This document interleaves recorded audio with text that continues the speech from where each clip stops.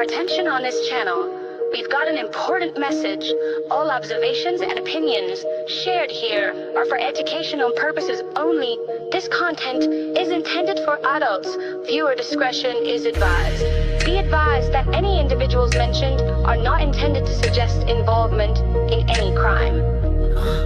Case by case, got the fire. Ha! Come on, Yo, you wanna talk about true crime? We start with the data flows. Digital footprints meet criminal defense, that's how this story goes. This channel's all about online evidence, the stuff they overlook.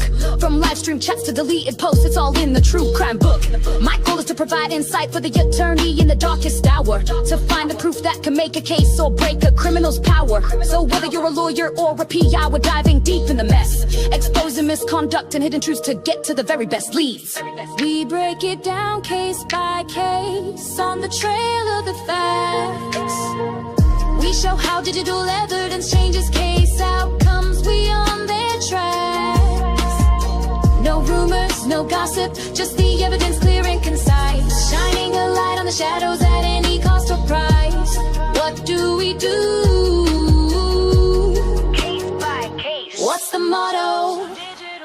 We're here for the victims, the ones who were left behind. We're here for the families, giving them peace of mind. We follow the paper trail, the digital footprints and the timelines, connecting the dots, we're reading between the lines.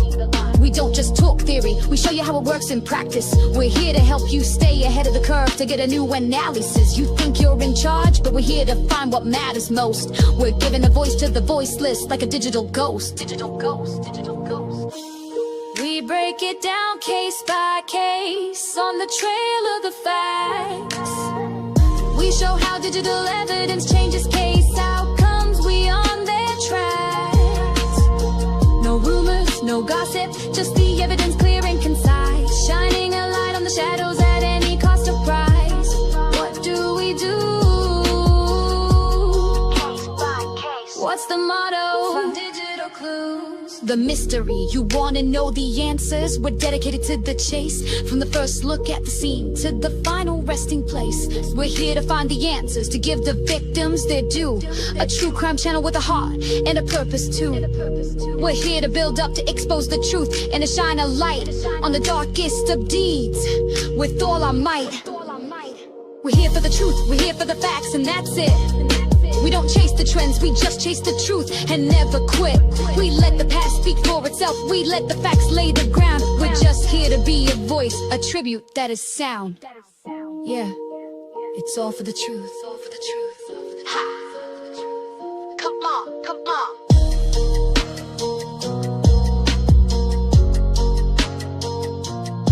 Let's go.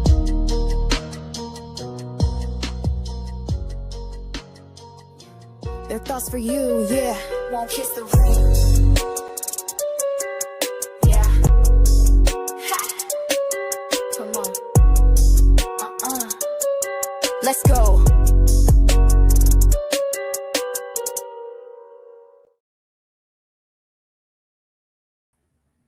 What's up, everybody? Hi. Welcome to Case by Case, part 2 of the state's word salad response to Rick Allen's direct appeal. I have with me today the amazing Quester. We left off on, Tuesday? Because we ran out of time. We went over the Haldol, we went over solitary confinement and the first several pages of the state's response to Rick Allen's appeal. And today we're going to finish up with that. And we're also going to talk about some other things that I think is going to be very interesting. Hello, Quester.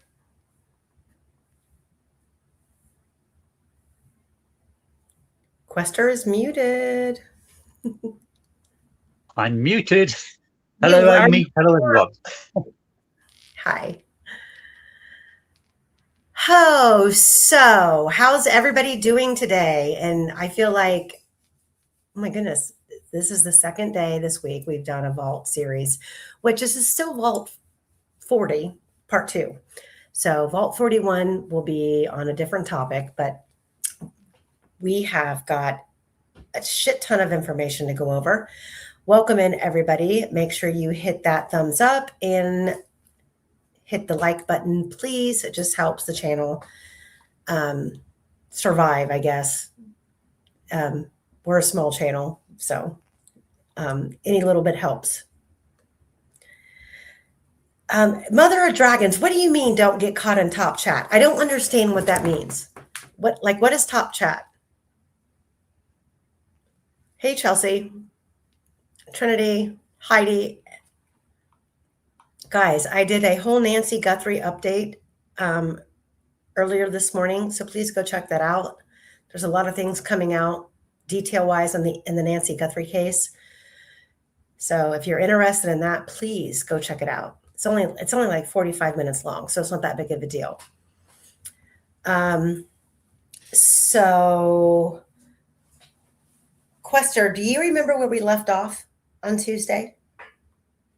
No. You? I do. Oh, phew. Well done. I do. We left off on page, I believe it was page 3 out of 19. Holy hell. And do we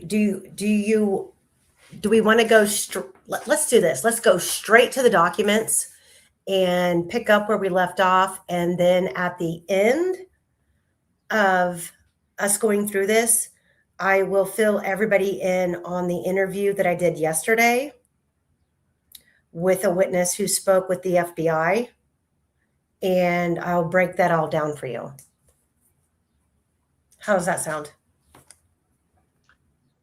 Sounds good to me. Okay. So let me pull this forward and we're going to look at where we were yesterday. This is where we get into all of the safekeeping orders and all of Dr. Walla's BS. Now, Quester, this takes me back to a question and some threads that you sent me about Dr. Walla. Yes. Okay. Hold on 1 second. Let me pull those up. What is Dr. Walla's social media name? Years ago, it was Queen of Hearts, I believe.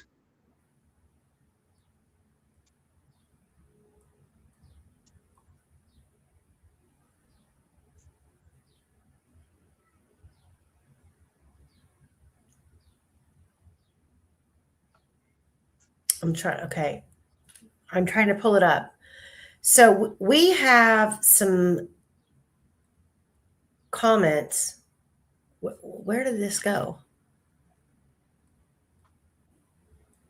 Dr. Walla is in chat groups talking about the white van. Oh, here we go.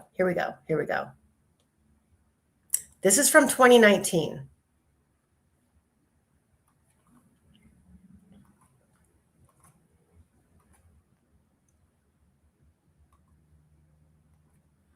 Can everybody see that? So in 2019, Dr. Walla, who is going by the handle Queen of Hearts or Queen of Sharts, there's an S in there, Queen of SHEARTS. This post was made 5 years ago. White van in the end of the trail. Has that been investigated? Is it possible that it is the unsubs van?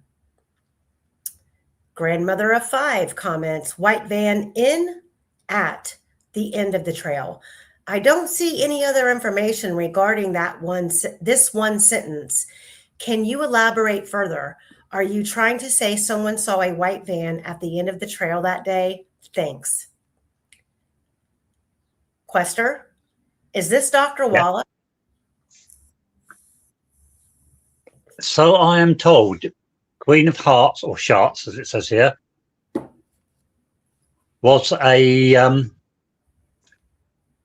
member of the Delphi Murders group. She was a member of several others as well. And I've been led to believe that it is Walla. So this screenshot, do you remember when you obtained it? Because it says 5 years ago, which obviously puts us back beyond when Rick Allen was arrested. But it would be 5 years from the time that you acquired the screenshot. Do you remember when that is? It was a long years ago that I got this, and it's been sitting in my old files. Years and years. I can't remember the exact date I got it. So, Doc, but it would have been about 2019, 2020, something like that, I would have thought. So Dr. Walla was possibly involved in the case as early as 2019, 2020. Yeah, apparently, so I'm told. I can't prove it. I've got no receipt. She was in several of the Delphi, excuse me, several of the Delphi groups.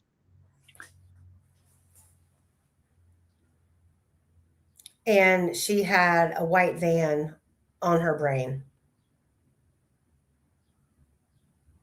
She's definitely raising the issue there, isn't she? Mm-hmm.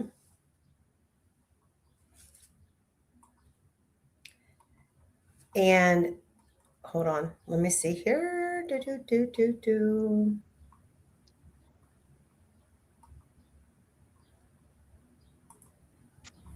me go back. I've got to find it.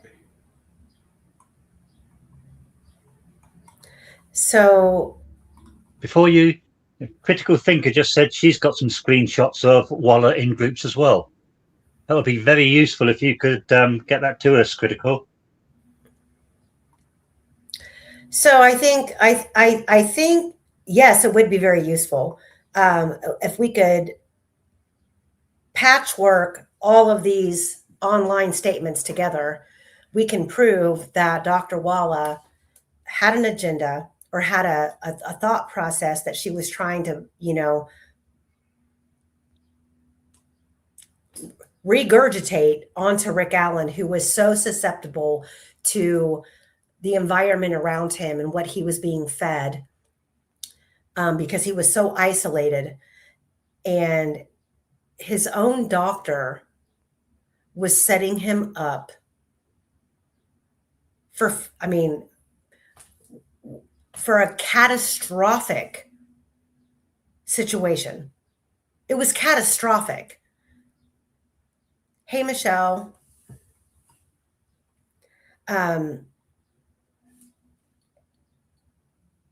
This stuff is this shit is really ridiculous with the amount of corruption that has been allowed in this case, all at the stakes of one man's life. And I let me make myself very, very clear. I have no sympathy for the killer or killers of Abby and Libby.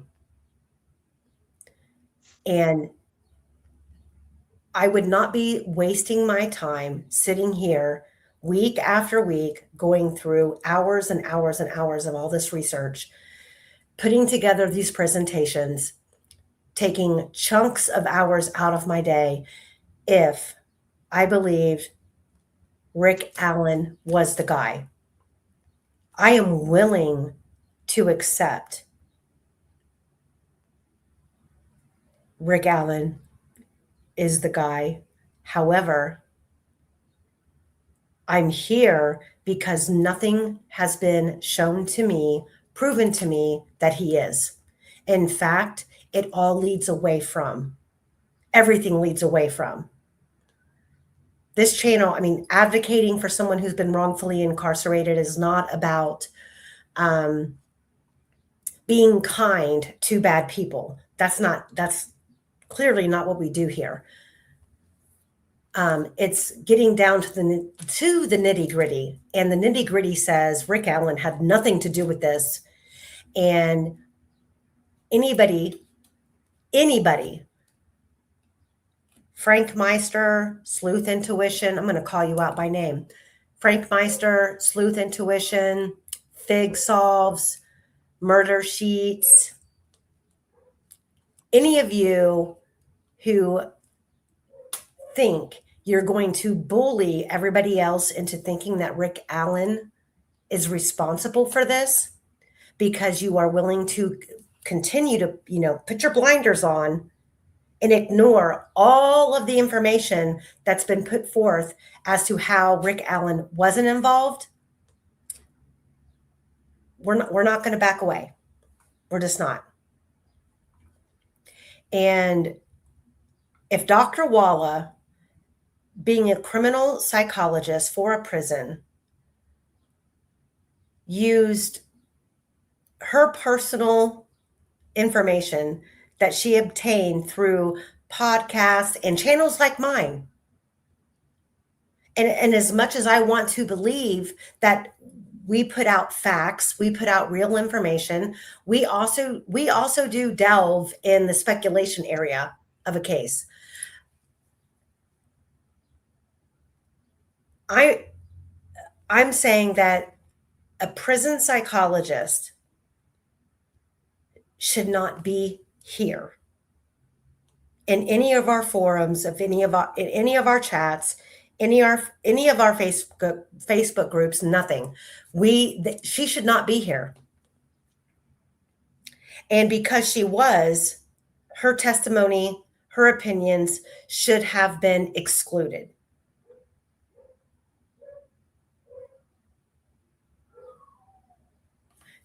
She still practices, yes, but she was fired from her job.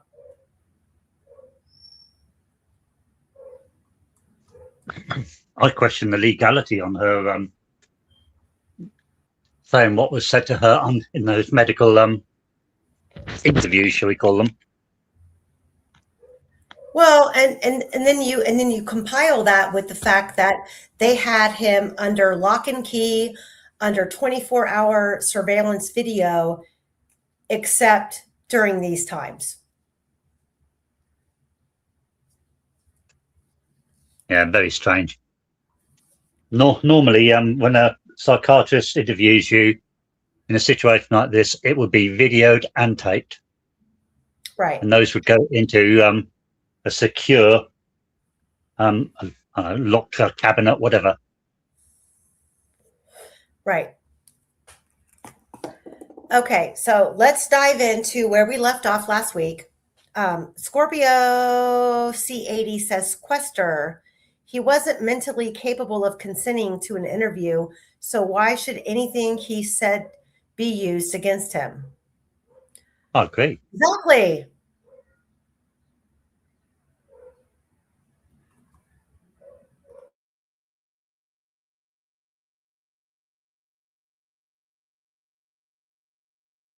Exactly. And Gray Hughes is one of the Bought by Becky Patty band. I won't argue with that. I don't think you can. You can't.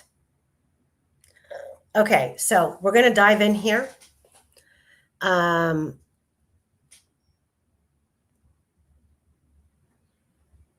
This page pretty much deals with everything that we talked about last episode with the Halidol and the confinement. So although placed in the same kind of physical environment as convicted offenders in that unit, Allen was treated better, was he? And the primary goal was to keep, this is on page 21, him safe from himself and the general population. The DOC policy restricted periods of solitary confinement to persons with serious mental illness. Did it? Did it? But well, Allen, if it did, who had one? But Allen's initial diagnosis of major depression disorder and anxiety did not meet the defense's SMI. So it didn't apply to him. You can't have it both ways, can you? No. And so what does? What meets it? I mean, you're drinking out of the toilet, you're eating paper, you are defecating and eating your own feces. You don't know what day of the week it is. You don't know if it's daytime or nighttime. You're completely oblivious to the outside world. What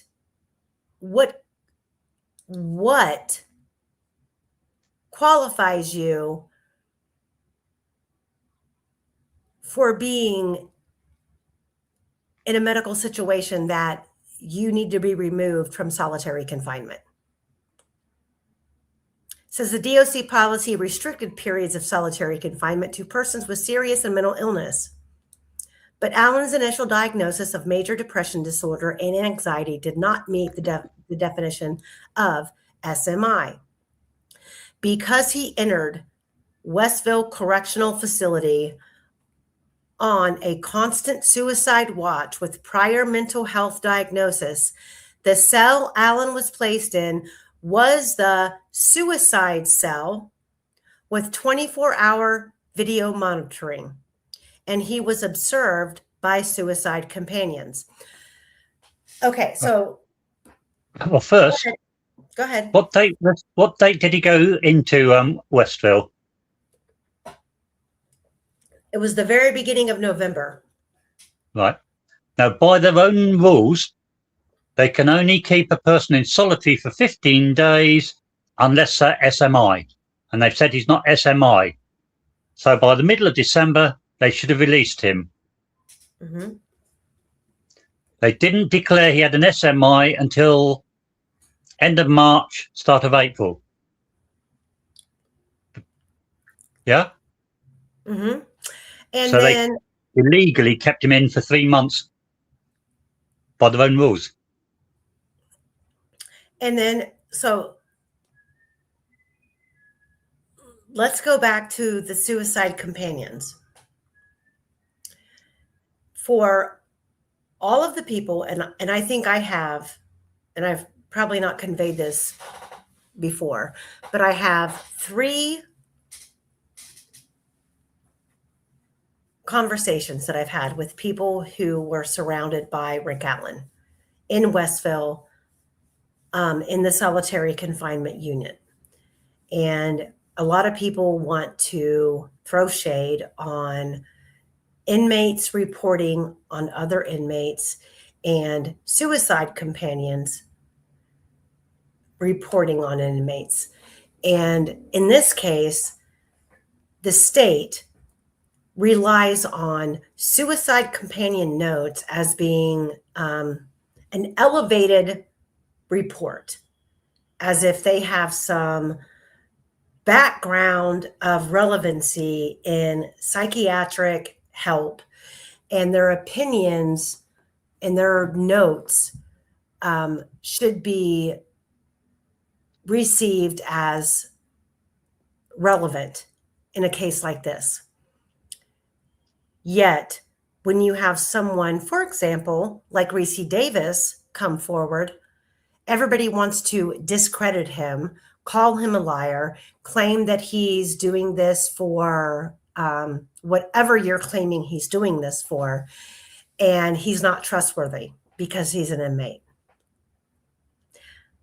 Do you realize that the worst of the worst, who can't even get a job in the kitchen or on the yard or cleaning toilets, will sign up to be a inmate companion, a solitary confinement companion, and sit outside of a cell and take notes in order to gain benefits?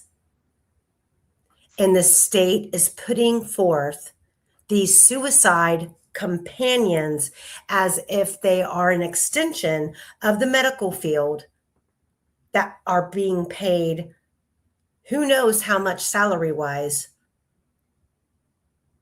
that their notes should be raised to the authority of factual information. Now, let's go back to the fact that a lot of these suicide companions are lifers. They know they're not getting out. And if they have a chance to get out, they have really nowhere to go. So their fight to get out of a system who keeps a roof over their head, clothes on their back, and food on their table seems to be more promising than fighting to get back out on the street. These same suicide companions want to please those who are in charge of their day-to-day lives and their day-to-day movements. So if a guard tells a suicide companion, when you visit this cell door, I want you to antagonize him. I want you to belittle him, call him names, provoke information to help the case. This suicide companion now becomes what? An extension of a prison guard? Well, by definition, he is an employee of the prison since they are paying him. They're paying him in favors. They're paying him in... I would assume he's getting a minor wage. Benefits. As others do. Yeah, he's getting benefits. And he's going to get, if I do this guard a favor, then, if I... And it can be as simple as this. And please, don't underestimate don't underestimate the ability of manipulation, especially in a prison. If an inmate has a list for commissary and the commissary list is turned in late, but they have a favor coming from a guard, they may get their commissary on the next delivery versus waiting it out. It's that simple. The benefits are like golden coins to the inmates. So when you have someone of the caliber of Rick Allen in your prison in solitary confinement, and you've been told from a Jerry Holman and other ISP investigators and law enforcement that we need this motherfucker to confess. We need to put the pressure on, the temple pressure, the brakes. We need to drive him out of his mind to tell us how he killed these two little girls. So we need you to go sit in front of his cell and antagonize him and write down what he says. Notice none of the suicide companions are writing down what they, as a suicide companion, are saying to the inmate. That's not how this works. And everybody around Rick Allen who listened to this, watched this, and tried to give Rick Allen advice, they've either been moved, transferred, or silenced. You also have to think about if these suicide watchers were watching Rick taking a run at the wall to smack his head against it and were busy writing it down, why weren't they stopping him?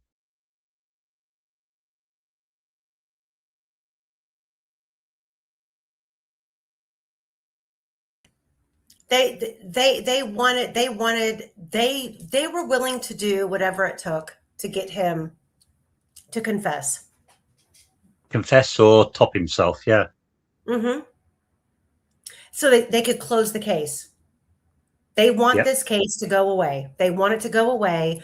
That's why the ordeal with the sheriff's election, Liggett, Mike Thomas, was a complete debacle. Mike Thomas was going to do a real investigation, not this pussyfooting around.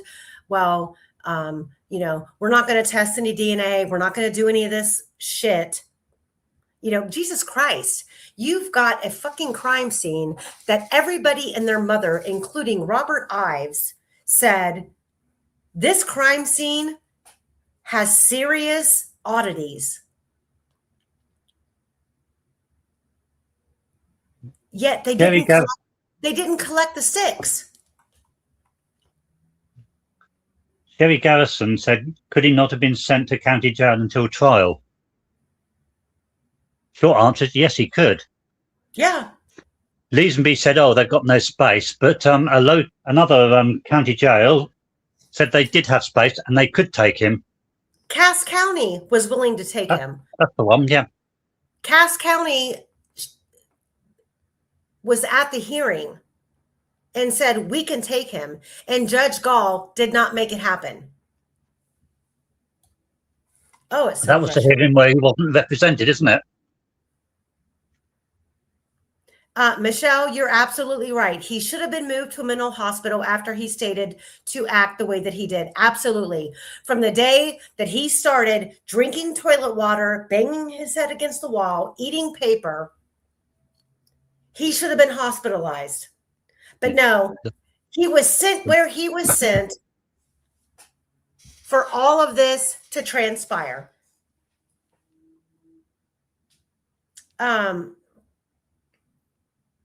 Okay, let's get back into it.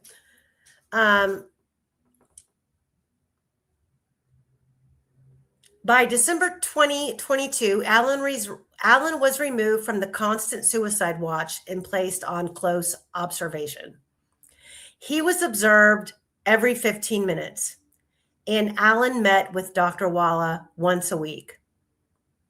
In late March and early April, Allen began receiving his legal discovery, and he had a visit with his attorneys on April 3rd or 4th.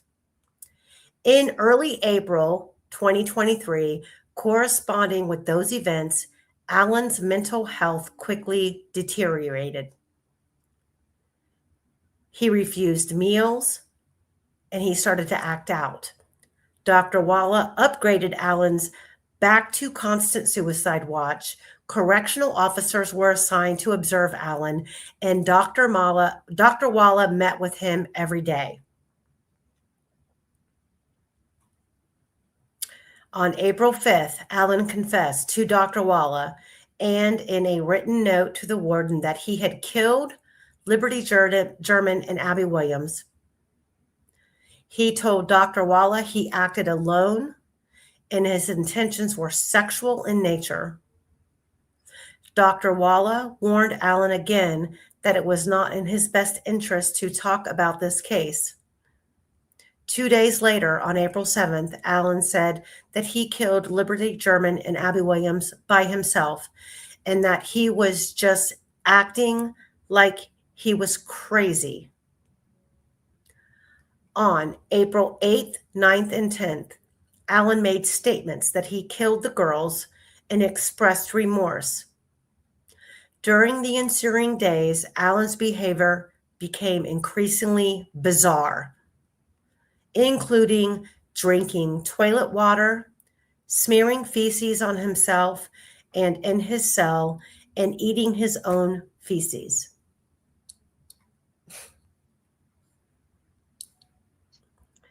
Allen shifted quickly. Wait a minute. Including drinking toilet water, smearing feces on himself in his cell, and eating his own feces. Allen shifted quickly back to normal behavior if he wanted something, or he would have behaved outrageously to get attention. By April 13th, Allen's behavior was deemed severe enough to warrant medical intervention. The next day, Dr. Martin presented Allen's case to a treatment review committee, which agreed that Allen was exhibiting psychotic symptoms that warranted an involuntary injection of Haldol, an antipsychotic medication. Before you go on, December 22, if we can go back to the page.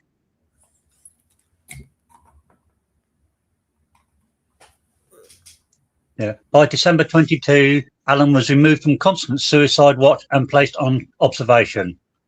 That's tricksy wording. It doesn't say he was removed from the suicide cell, does it? No, it doesn't. He was observed every 15 minutes, so he was still under the same constant watch. Correct. So nothing really changed.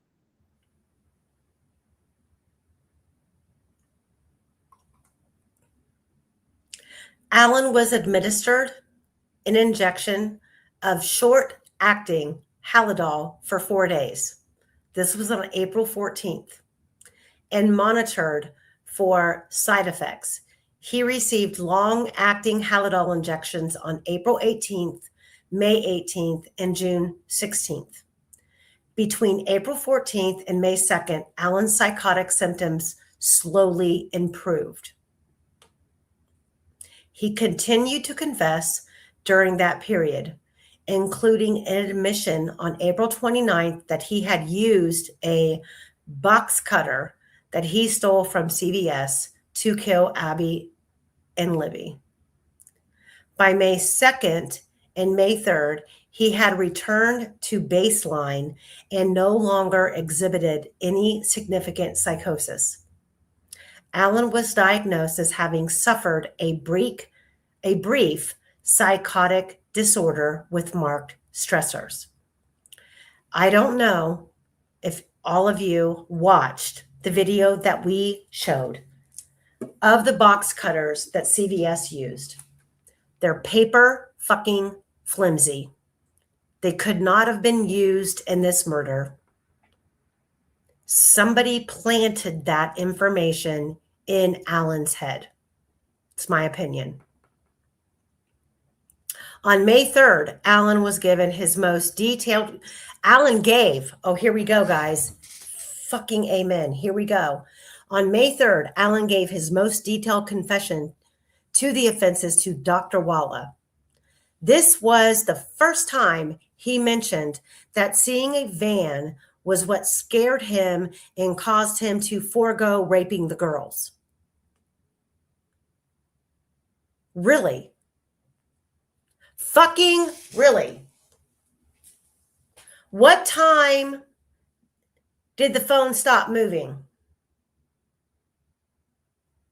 The state wants you to believe it was all over by what time? 2:32. That means the video starts at 2:13. He's trekking the girls down the first hill. Who knows what they're doing there? He treks them down the second hill. Who knows what they're doing there? They cross the creek, up the embankment, and both girls are dead by 2:32. Yes? Isn't that what we were told? That's what we were told. Am I lying? Yep. No, that's what they said. 2:32, the girls are dead. But Walla cannot leave out this white fucking van.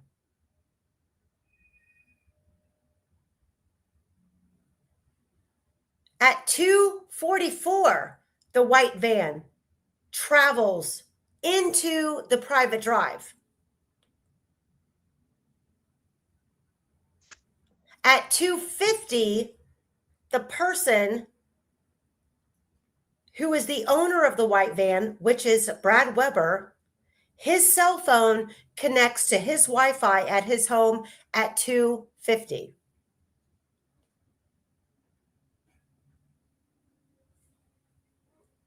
But the state wants you to believe it all transpired before then, and the white van was the reason why there was no rape of Abby and Libby. And he ordered them across the creek. I personally do not believe this was a sexual motivated crime. I believe this murder was a revenge. It was to send a message. And one girl was nude to humiliate her because she was the target. Well, to your timescale, you can also add that Rakita believes that both girls were naked before they went into the creek. So in that 19 minutes, he's not only got to have got them across the creek, he's also got to have stopped to get them undressed. So they go down the hill. They go down the hill, and they physically end up where? On the drive. They're on the drive. And are they on the drive right in the middle of the road where they're told to strip? Or are they forced to go down the second hill where they're ordered to strip? Because we know down the second hill, there is a belt found. And we have all of these supplemental reports of all of these officers who searched that area, spent even on the 13th at like 4:30, 5 o'clock, between 5 o'clock and 6 p.m. They're out there on foot, walking the creek bed, both hills, the surrounding area, and they see nothing. So the girls are ordered to strip before they cross the creek. So you've got both girls with jeans on, both girls with multiple shirts on, socks, underwear, shoes, and cell phones. And we say cell phones because everybody and their freaking mother kept saying, we're calling the girls' phones and they're not answering. And I'm going to pull this up right now because I'm irritated with the fact that we have to keep going over this, and words matter. Words freaking matter. And parents who are giving interviews, who are laughing and smiling during an interview in the precursor hours of a homicide, it's very frustrating. But hold on, I'm going to pull it up.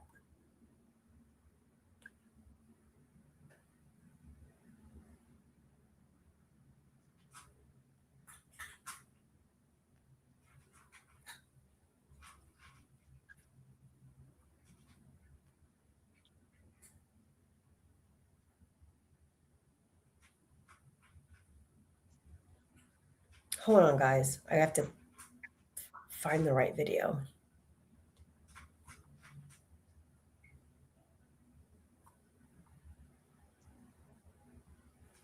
Not to mention this video. They claim the girls have been missing for 24 hours. And I have to give kudos to R&M Productions for this video.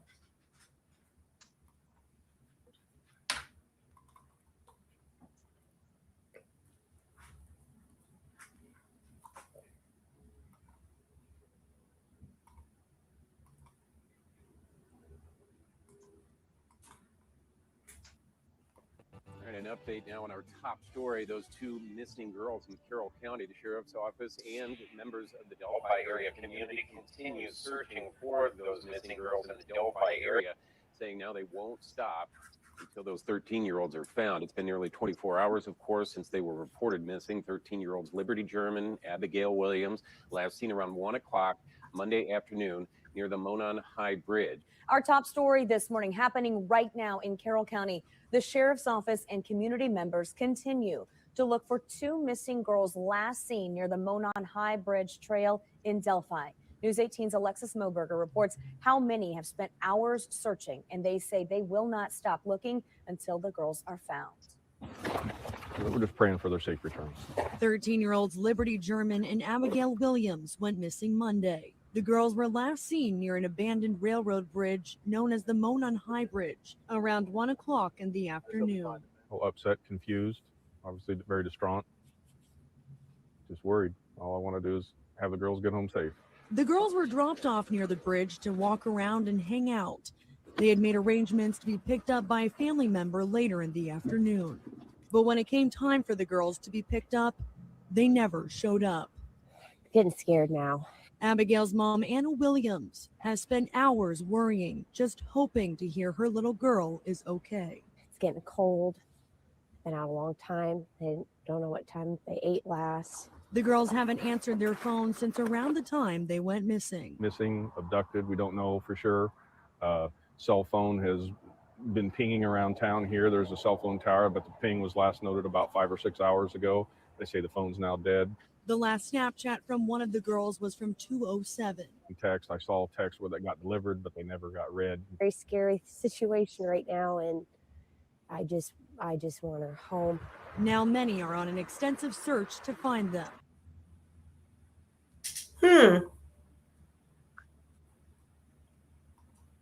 Now, let me pull this up.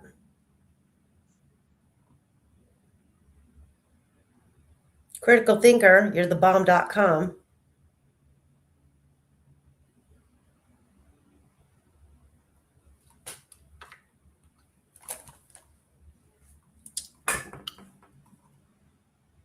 There were two interesting things in there, weren't there?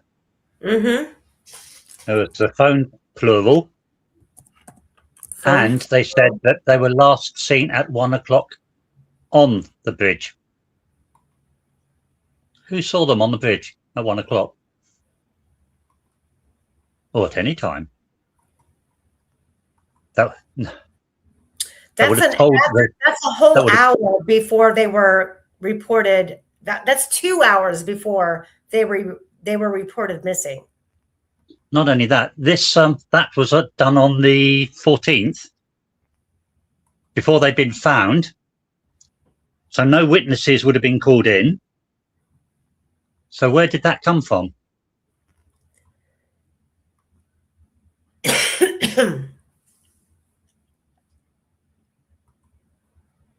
Right. Where did it come from? Image file. Hold on.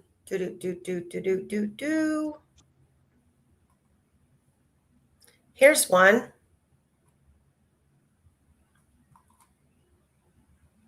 Gray Hughes investigates. Well, when Brad was driving home that day, he was seen by Richard Allen, and we will find that out someday. How did he know that? How did he know that? Do we have a date for that? There's no date. That's what's so frustrating. But let's see the next one. It had to be before the trial, obviously.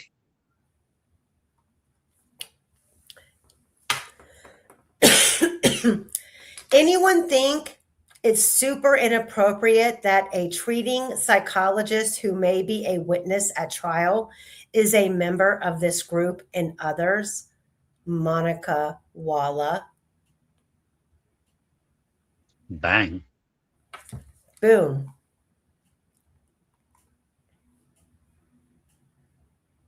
I mean,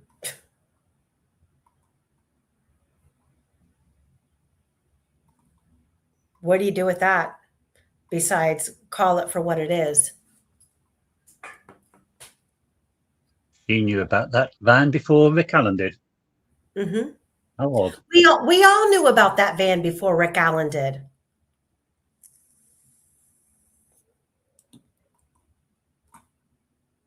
Okay, so let's go on to page 5. So page 5 now, we are the object to the admission of the challenged evidence at trial. Allen did not object. And this is what is so frustrating to me when it comes to a defendant and their attorney, because the way it's written is as if the defendant sitting there at the table has the authority or the legal knowledge to advise their attorney how to act on their part. And that's not how it works. Allen did not object when the state elicited testimony pertaining to the search of his house and affirmatively stated he had no objection to the admission of the gun and the cartridge and the photographs of the Carhartt jacket and knives. Well, if I'm a killer, I'm going to object. I'm going to raise all kinds of fucking holy hell to stop you from entering these things into evidence. If you're innocent, do you behave the same way? Or do you say, hey, I'm an open book. I'm an open book. Take my clothes, take my gun, take whatever photographs you want, take it all. There is a little legal twist in that remark. It is possible to object to the search, yet still have no objection to the admission of the gun and cartridge. Most people are not that fundamentally equipped to know how the law works. They think that their choices are black and white. And I think at the time, living in the community, Rick Allen and his wife knew how much of a boilerplate this case was. And to be implicated at all was going to have a horrific aftermath effect. So when Rick says, it's over, all of my neighbors have seen you over here doing what you're doing. It's over. You have literally ruined my fucking life. Do what you got to do.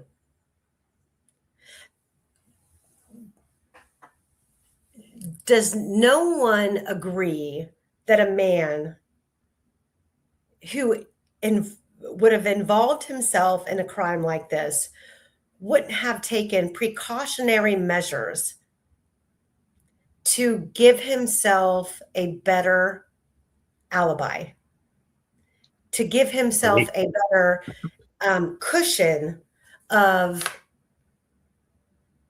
defense against being accused of a crime like this?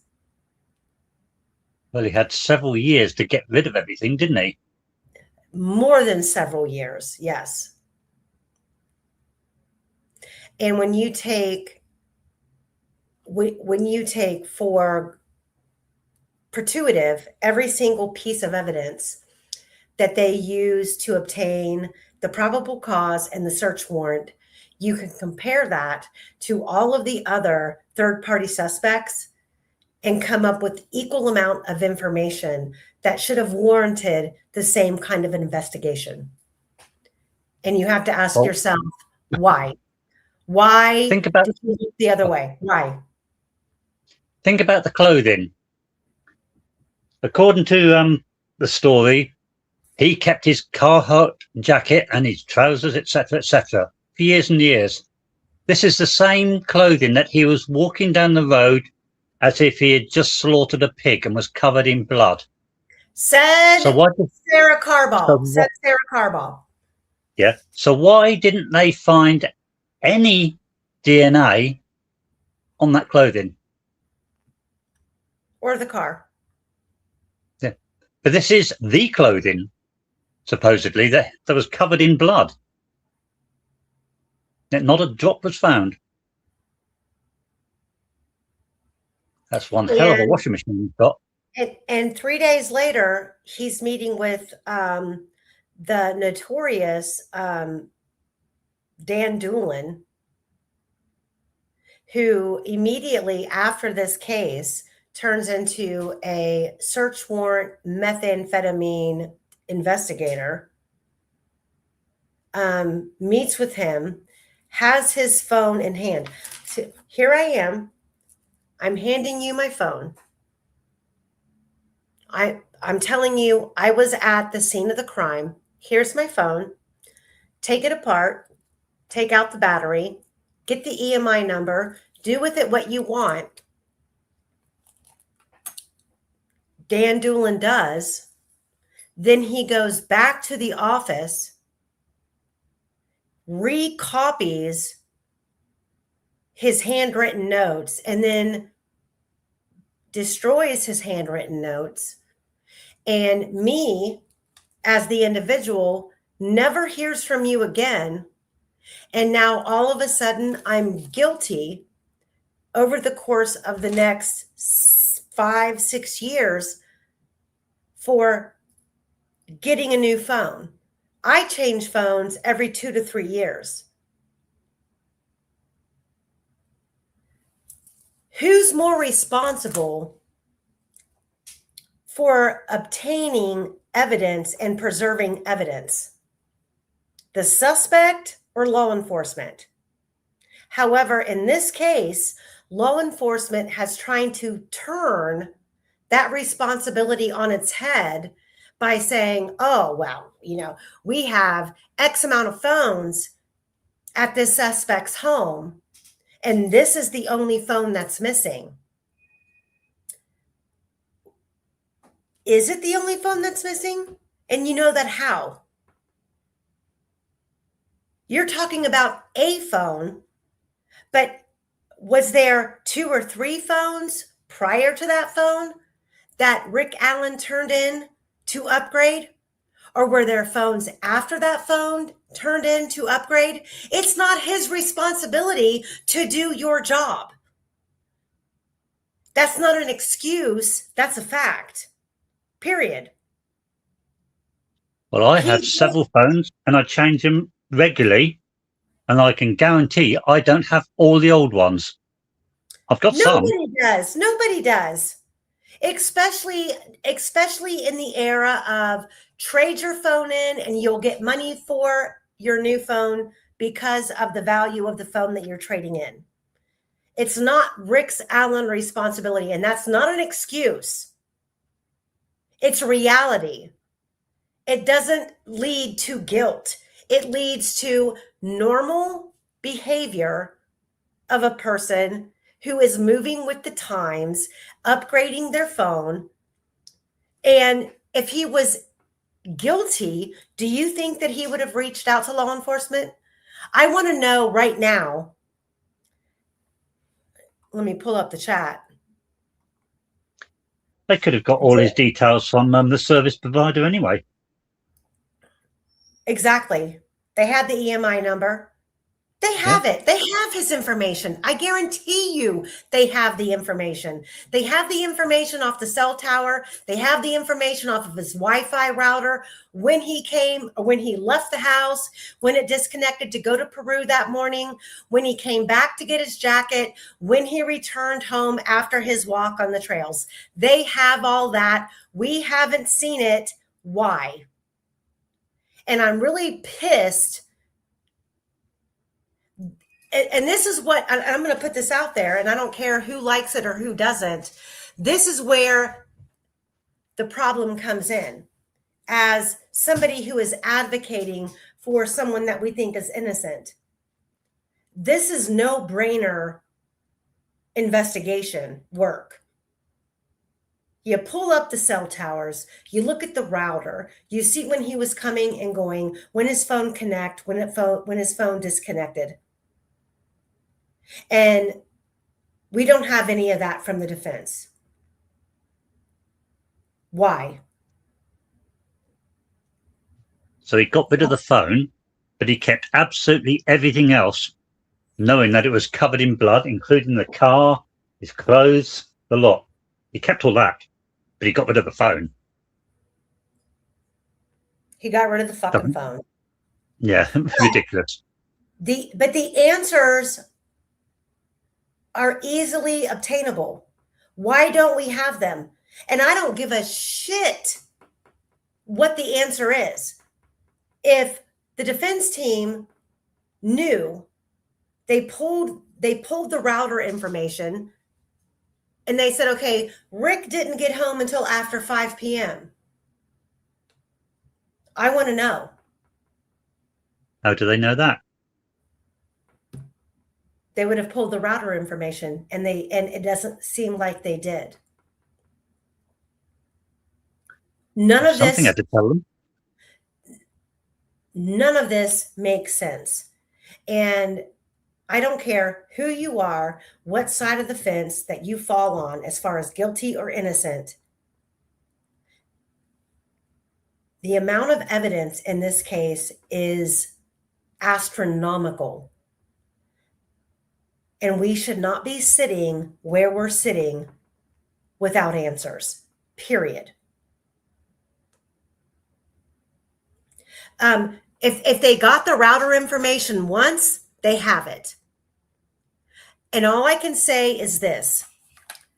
In a case like this, where every single law enforcement officer within the Carroll County Sheriff's Department, ISP, you, fat ass, fucking Jerry Holman, and sketchy ass Nick McClelland, who came into office without an election, who let Ron Logan out of jail on a, go free card. If you had the goods, if you had the geofencing, if you had the router information to prove that Rick Allen was out on the trails running amok, we would have seen it. We know that. That then leaves the answers on the desktop of the defense team. I understand they were caught up in the Brad Holder, the Patrick Westfall, the Elvis Fields theory, the Odinist theory, Todd Click, Ferenczi, all of them. However, we are now in the format of a direct appeal, possibly going into post-conviction relief. If those attorneys failed their client because they did not investigate the real easy information and they were hung up on the Odinist theory, that is ineffective assistance of counsel at its finest on a major scale.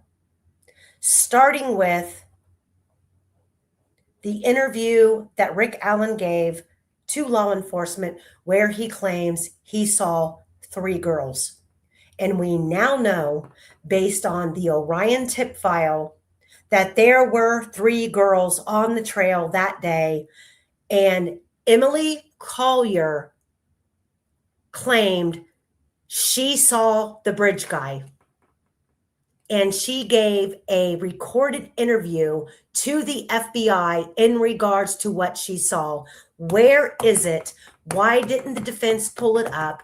Why weren't they aware of it? And why is Andrew Baldwin going on a debate with Tom Webster pretending he didn't know about the 3 girls when his own client sat in an interrogation video that has now been made public everywhere claiming he saw 3 girls? All of that They didn't want pisses it me off. because of when Emily Collier was there. Do when what? she left. Emily Collier. They didn't want her even mentioned because of the time that she arrived and the time she left. It would have messed their whole case up. That's why. But that was the defense's job, to investigate it. So for Andrew Baldwin to go on a social media platform and debate a Tom Webster and pretend that he didn't know about 3 girls, well,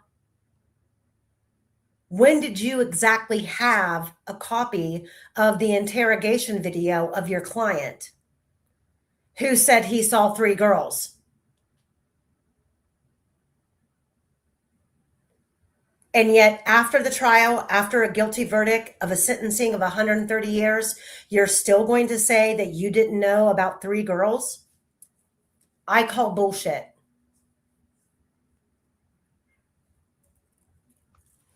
Well, Matt Hoffman is a PI. He's not a lawyer. He wasn't at the defense table representing Rick Allen.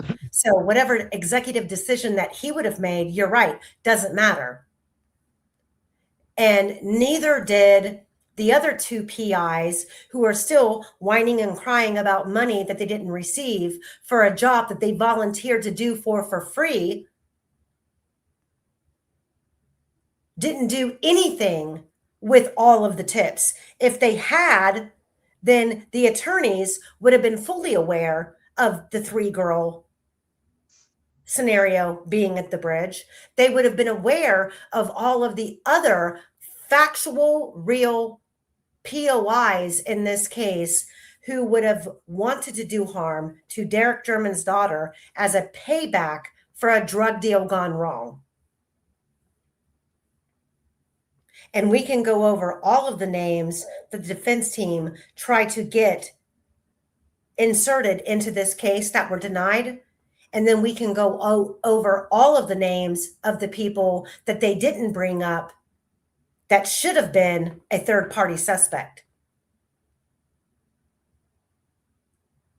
Emily Collier arrived at 11 with her group of 3 at 11:30 in the morning, and the 3 of them left, they said, at 1:20. That would mean she had to have seen the man between 11:30 and 1:20. And what did Rick, if there was anything definitive that Rick said in his interrogation video, it was, I was not out there as late as 3 o'clock. He left the door open for anything else because that was a normal day. And now we are years later. If Rick was a killer, he would have made sure emphatically in an interrogation that he couldn't have been possibly driving that fucking Ford Focus. If the Ford Focus that the state claims is his was on the camera. If he drove that car in his interrogation video, he would have never claimed that he drove that car. There are so many things in this case that are common sense that the state has tried to manipulate and twist and turn to make fit their narrative. And if the rumors that I just posted about that Ferry sent me and others have sent me, that Melissa Oberg, the forensic ballistics lab tech who testified at Rick's trial, who claimed his unfired bullet matched a fired bullet, which she had to fire to get some sort of a result.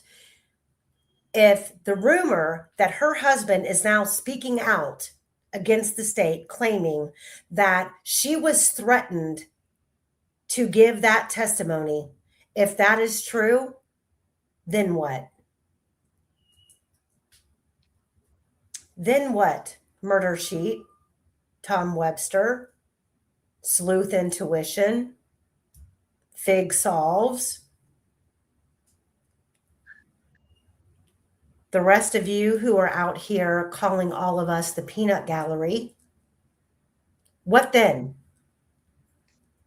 If it's proven that she's threatened, if her own husband is speaking out publicly claiming that she was threatened, then what?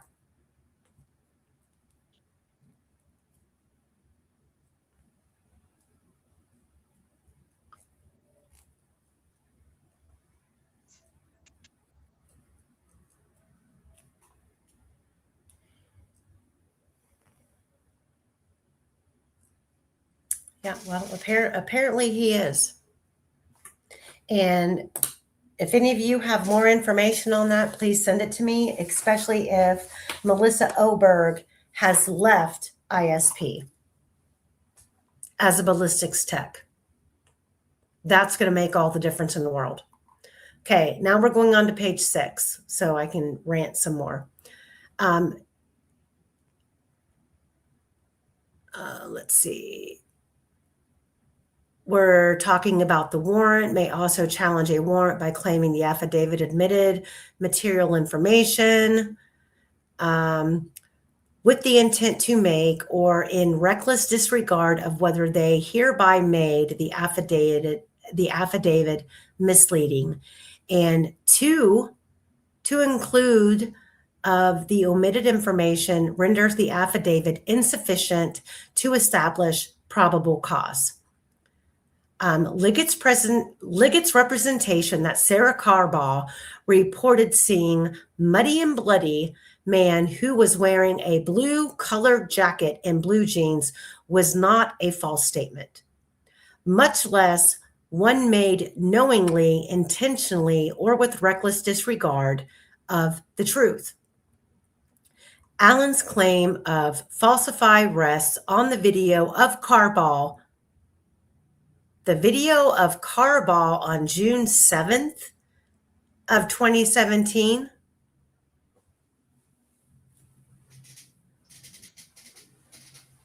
where she is only her describing the man as muddy, not bloody. Wasn't June the 7th the period that everything got lost? Yeah.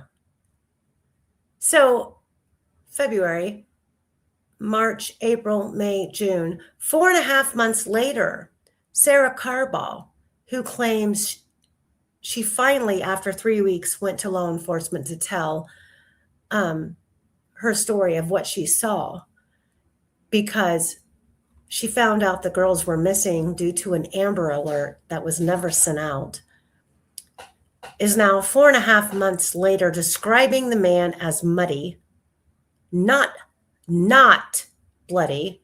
And she said he wore a tan or lighter color coat with a dark hoodie or sweater underneath. Well, that's not what Bridge Guy was wearing.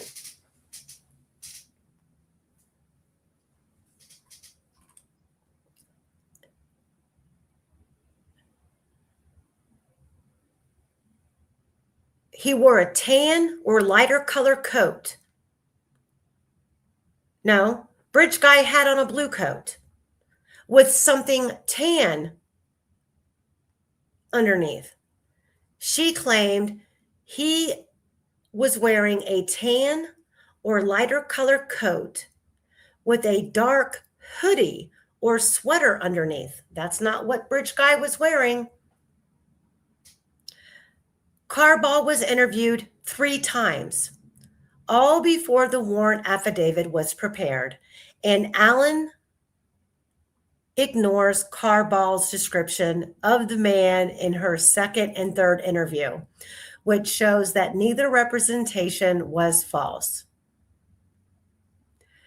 I mean, as a defendant, if you know that you're not somewhere and you're not wearing that, and you weren't muddy, and then muddy and bloody, and then muddy and bloody and look like you slaughtered a pig. If that's not you, you're now going to be challenged on your validity of your argument of innocence because you didn't know that you needed to defend yourself of an accusation that had spiraled out of control for months.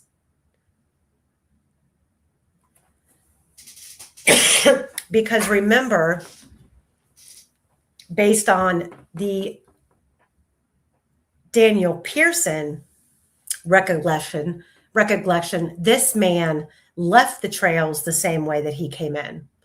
Not that he exited the cemetery and trucked down 300 North right in front of everybody.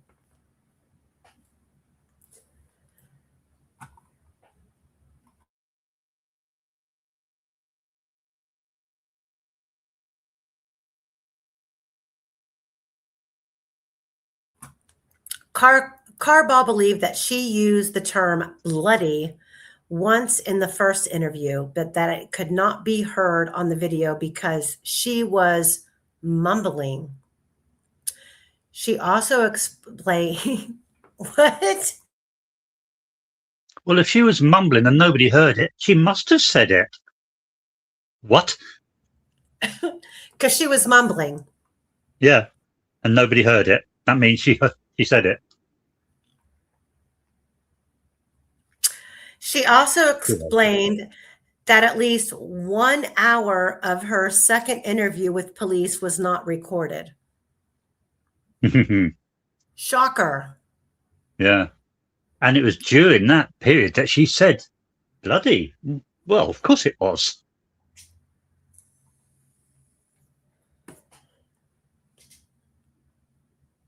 That ain't evidence. Liggett's representation that Carball said the man was bloody was not false.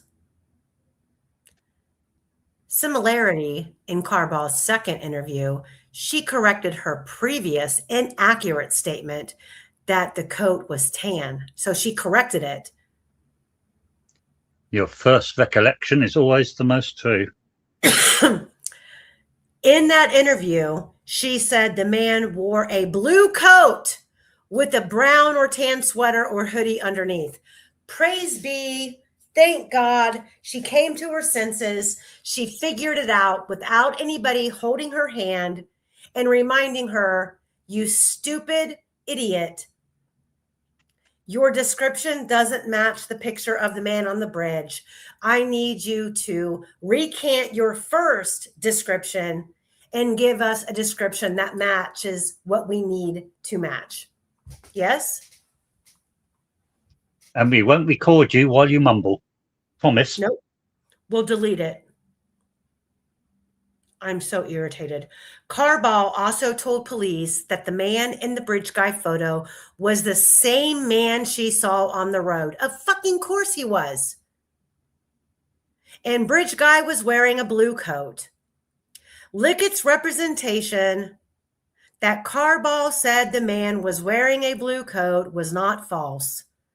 Allen cannot prove falsity by cherry picking isolated statements and ignoring the totality of what Carball said. Really? But you can do it the other way by cherry picking and ignoring totality. Let's cherry pick Betsy Blair. You made Betsy Blair your star witness for at least 5 minutes that she saw the same guy dressed in the same clothes on the first platform of the bridge at 3 till 2. Then she's no longer your star witness when she leaves the trails and says the black car, the 2016 Ford Focus that you claim the suspect was driving wasn't at the place where you said he parked, but a white, sharp, older model car that resembled a, 1965? Was it 1965 Comet? Yeah. Okay. So she's just another silly old befuddled woman who needs her memory kicked, you see. No, that's called cherry picking. That's what that's called. It's called cherry picking. We take the pieces and the parts that work for us and use them. So in totality, it all has to be true. But we're not going to show you all of the other areas of this case and the people on the trail on that same day because they don't help us. They don't help our argument. Well, unfortunately, Rick Allen didn't have a defense team that helped his argument either because they weren't interested in, I'm going to tell you right freaking now, if I was a defense attorney in a courtroom with the information that I have, and trust me, anybody who wants to argue with me about, oh, well, you've got someone who's giving you information that you shouldn't have, et cetera, trust and believe. That's not true. I fight for every piecemeal piece of evidence that I get, and I do a lot of dirt digging and contacting people who don't want to have nothing to do with me and begging them for information. And I've put it all together. And Michael Osbrook is not that guy, because Michael Osbrook knows that I am in it to win it. I am in it to prove that Rick Allen is innocent, just like I'm in it to win it that Ashley Garth is innocent. They don't want to give me anything that would ethically put them under the bus. And I respect that, but that doesn't mean I don't ask for it. But that also doesn't mean that I don't have other people on the ground in high places who have given me information. And I'm here to tell you right now that there is a shit ton of people on that trail during the window of an hour before the crime and hours after the crime that I could present in front of a jury for reasonable doubt.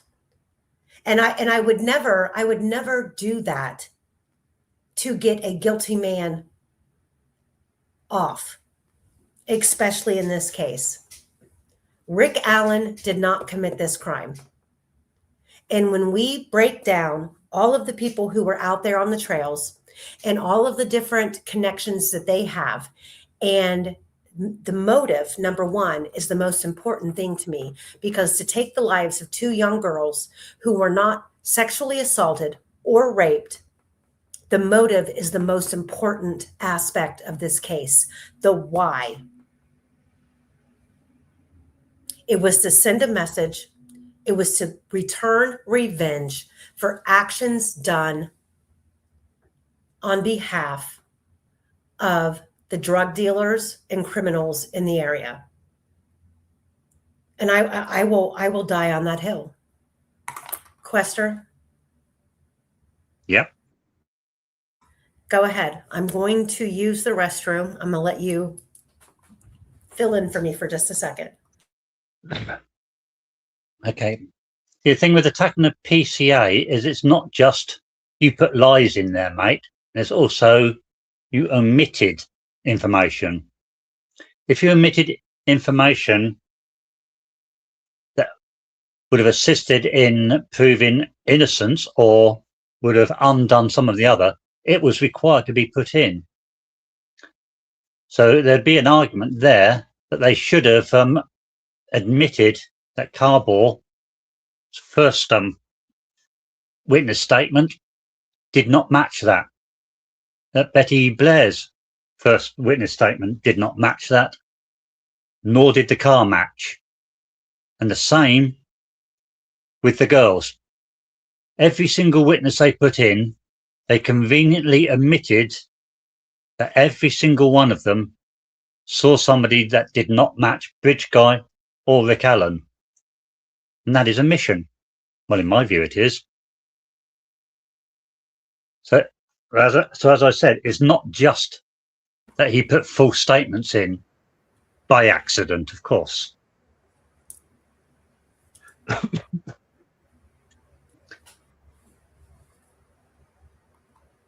I'm checking chat.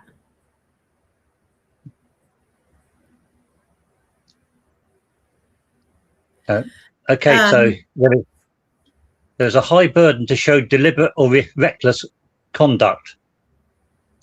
Well, I would say the fact that he managed to do it with every single witness takes it out of the realms of accident and into deliberate. Wouldn't you say that, Amy? Okay, say that again. The fact that he managed to take every single witness statement and change it takes it out of the realms of accident and into the realms of deliberate. Oh, yeah, it was absolutely deliberate, because each witness, the majority of the witnesses in this case, didn't know of other witnesses. I mean, it's pretty clear even at this stage, I mean, we've already been through a trial, that all of the interviews and all of the investigation is still pretty much under lock and key. And they had years to sit on it. And like I said, the last live, I truly believe that Carroll County found themselves in a position, and there's people that I respect that probably won't agree with me. But in a case like this, you have to get your knees dirty. You have to get down and dirty, take your shoes off, put your feet in the mud, and really embrace the fact that the people that we are supposed to trust, the people that we invest in as a community in any city, county, state, is capable of doing us wrong. And in Carroll County, I feel that there's been a major disservice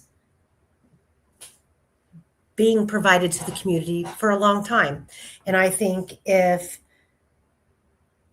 there was no repercussions, I think a lot more people would be speaking out, but they're afraid. And the witnesses in this case were interviewed at different times, at different locations, and all of the interviews were kept quiet, separate from each other. And it was all, the unified command dwindled and dwindled and dwindled into a core unit of people who all knew what really happened in the Delphi case and why what really happened couldn't be exposed. It would take a lot of big name people down. And I think there's probably a lot of minor actors in Carroll County who were doing and following orders from a higher up that they might have questioned, but still followed orders. And it's, one of those things that, things like this can happen when people are not put in the hot seat. When you have a group of people who know that their drug organization operation, their sales, their transmission of bringing drugs in, sending drugs out, cooking drugs, stealing from companies, that all of that is only happening in the way to make money because law enforcement is allowing it. Law enforcement is taking a piece of the pie, getting paid off. It then becomes a tit for tat. We can't do what we're doing if we're not paying off those in charge. Those in charge know they're not going to make money unless they scratch the back of those who are doing the dirt. Who knows how long it's been going on? Who knows how high up the chain it goes? We can talk about the Dropbox that Keegan Klein had. We can talk about that for days, hours, or whatever. But I'm going to tell you right now, whoever you are, who thinks that you are ever going to get your hands on that Dropbox, you are sadly mistaken. The Miami County prosecutor, Keegan Klein's defense attorneys have already had access to that Dropbox. If there was going to be a whistleblower in this case, it would have started there. But if that shit runs all the way up the chain, like I think that it does, the simple answer you're going to get is there are CSAM photos and videos of children in that Dropbox. It will always remain sealed. You'll never get your hands on it. Okay. And for those of you who think that you're going to implement a RICO case or contact the FBI because all of a sudden you've realized that you've got Reese Davis in prison telling on the killers, and I don't know, I guess you think that your voice is louder than mine. You're pretty much reporting the same thing. I'm here to tell you that the administration that's in the White House right now and the FBI director and everybody below him who is covering up for all of the child predators in this country, big name people, billionaires, millionaires, and everybody below and above, you're wasting your time. It's not going to happen. So as much as I agree with you that the Dropbox is a key element of this case, I know that Dropbox is a dead end because we're never going to get answers from it. What we can get is anyone or everyone who has been fucked over by a Nick McClellan in a case, in a drug deal, as a defense attorney or a prosecutor, or a Jerry Holman who has made you bend over backwards to give them information that could put your life in jeopardy and then that abandoned you. Any of you people, I am willing to talk to because I know that you exist. And if you know information about Derek German and we know Derek German fucked over everybody that we can name that was associated with the Kokomo crew. The Kokomo crew name itself is not really a gang name. It's a group of people from Kokomo that were dubbed the Kokomo crew. For whatever reason, Derek, being from Delphi, aligned himself with a group of people who lived in Kokomo, and he fucked them all over. He told on them, he snitched on them. Several of them went to jail. Derek did not even get a quarter of time in prison that his best buds got.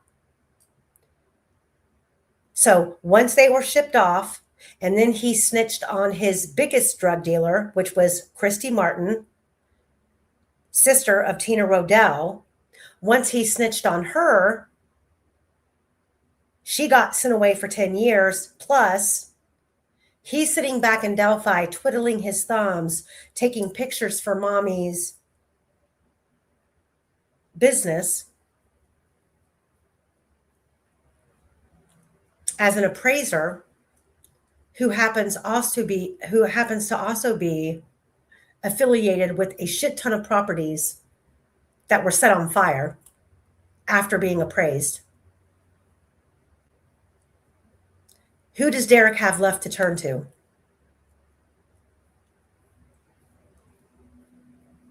The next group of people who are never in trouble with law enforcement for selling and dealing and cooking methamphetamines. The name is very well known. They own a shit ton of property. And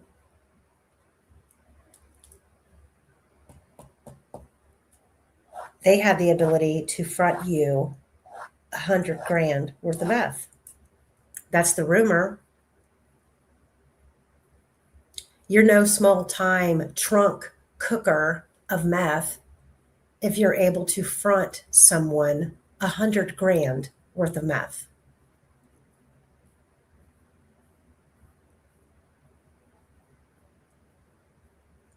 And then what happens when you don't pay for that meth?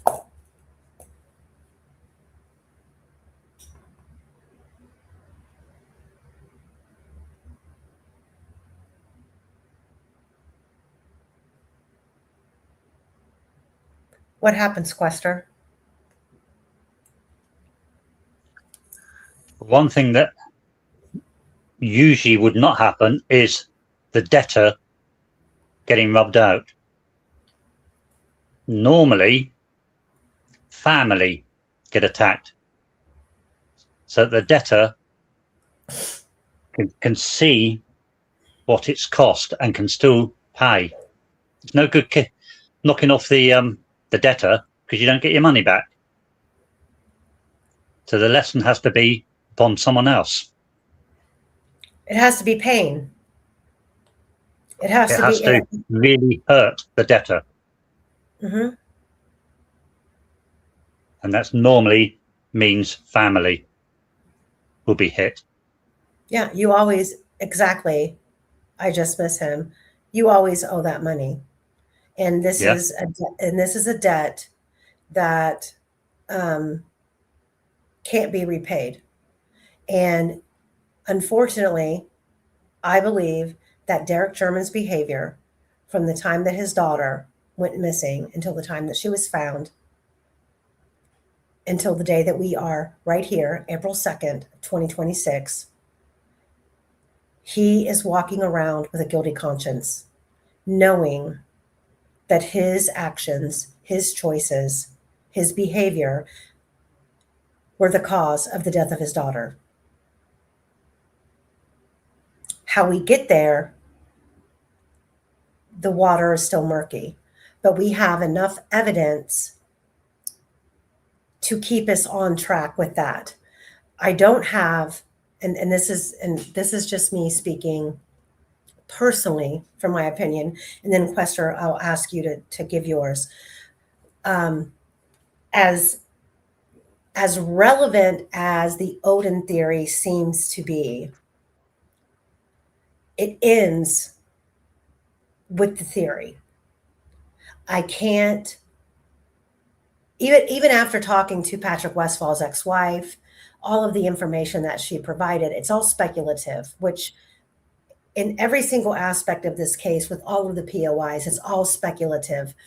I cannot put Patrick Westfall or any of them on the trails that day. Not by vehicle, not by walking, not by witness, not by time frame. Apart from Fields. Well, Fields, yeah. I mean, his statements alone, I feel, are more incriminating than Rick Allen's "I did it." Yeah. Those are more incriminating, and they should have been hunkered down even more. Ron Logan, I've always felt that the property itself, the entrance and the exit of the property were utilized, because I do not believe, and I'll say this again for the 100th time, I do not believe that the bridge guy, the killer or killers, utilized the CPS lot as a parking lot, entering Freedom Bridge and trucking all the way down to the Monon High Bridge, and then exiting in some shape, way, or fashion that way. I don't believe that. I believe that this group of people who committed this crime, and I say a group of people, that means two or more. I don't know about more, but at least two. And I say two because when you look at the crime scene where these girls were found, not one person could cattle these girls off the bridge and take them anywhere by one person. Nor could one person cattle them off the bridge down a ravine that is steep as shit, and then down a secondary cliff to the water, cross the creek, still in control, murder one in the fashion that she was murdered, and then murder the second. I mean, you're saying that Abby just stood there and watched all of this happen to Libby, didn't scream. One person could kill one girl, but he couldn't kill one girl and cover the mouth of the other. There was more than one person involved in this, period. I mean, and I don't care where you fall on the truth or the guilty side of this case. The state, including Nick McClelland and everybody else therefore under him, every single one of them had us convinced for all these years that this was a group of people, more than one, meaning at least two, could be three or four. Then you get into the gray area of, okay, well, how do you keep this many people quiet? How do you keep this many people lying and telling the truth are not coming forth and telling the truth on each other. Well, if they know that they've got a free pass by law enforcement, and law enforcement is saying, I got your back, shut the fuck up, go about your business, that makes it a lot easier.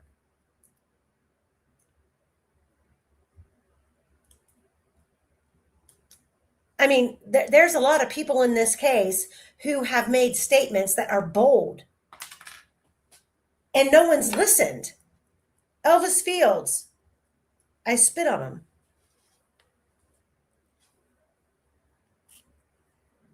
Abby was a pain in the ass. You have numerous people putting themselves on the bridge during the crime of this murder, and none of them are worthy of a fucking search warrant of their house, a phone extraction, DNA. And let me just throw this in here for shits and giggles for all of you. New piece of helpful information. Gary Flora. Gary Flora is the uncle of Daniel Pearson.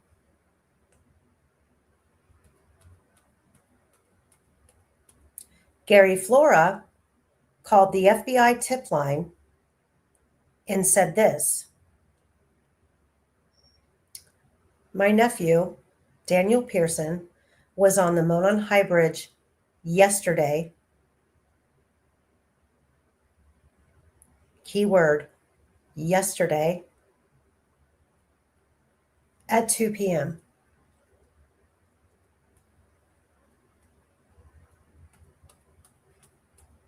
What does that mean, guys?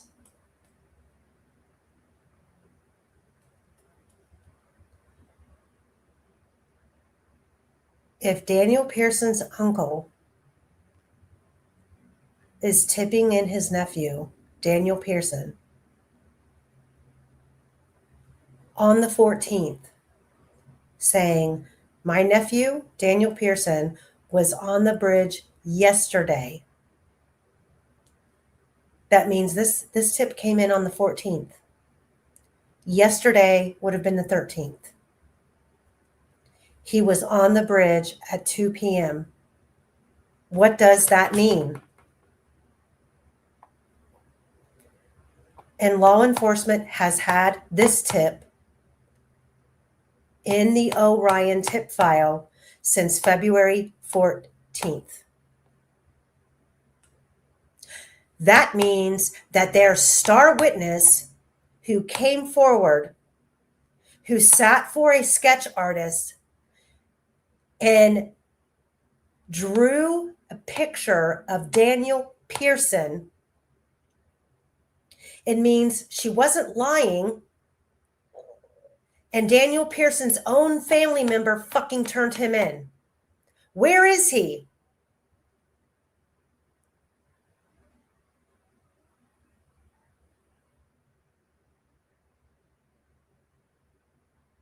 I'm sorry, this just really pisses me off.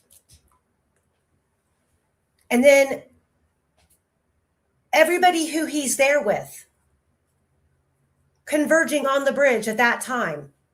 If he's there at 2 p.m.,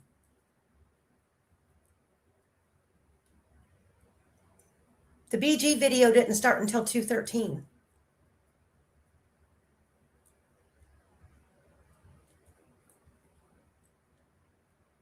Who are the people in the foreground behind Abby in the video? No, we do not all have access to these Orion tips. I have to fight tooth and nail to get access to certain ones. You can take my word for it, or you can think I'm full of shit.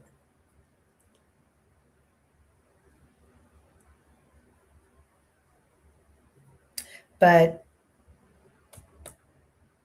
Quester? Yeah. Start with the excuse me, what you said right at the start.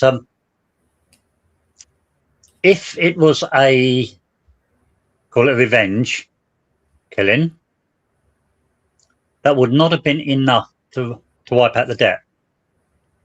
The debt continues until paid. If he did not pay quickly, another member of the family would normally be struck. That's the general way they work. It would also be a requirement that the family shuts the hell up. Now, the fact that no other family have been struck since then sort of indicates the debt was settled. I mean, I would say taking a debt in blood and a life would be sufficient to say, we're done with you. You effed us over, and now we took a life dear to you. We're done. No, that's not the way that it goes. The debt remains. So? You think the debt remains? The debt remains. Well, from everything that I can tell, Mike and Becky Patty knew exactly what Derek German was into. And it's comical. And when we start to do the 48 hour by hour timeline that I want to do, we're going to be able to show you that the lies that the Patties told about Derek German living in the home on 500, which also goes into the unidentified male DNA in the home, which they want us to believe, it's a toss up between Mike Patty, Cody Patty, Derek German, because they all lived in the home. We're going to be able to show you that on the date of February 14th, Derek German tells law enforcement that he doesn't live there. And on numerous different accounts in his criminal history, he doesn't give his mother's address. He gives a different address. And if you can't even tell the truth about where you fucking live when your daughter has gone missing and now she has been found murdered in the woods, and you still have to lie about where you live, and no one's supposed to think there's anything suspicious with that, and his mother... If the person would not know where he lives. It's ridiculous, isn't it? Right.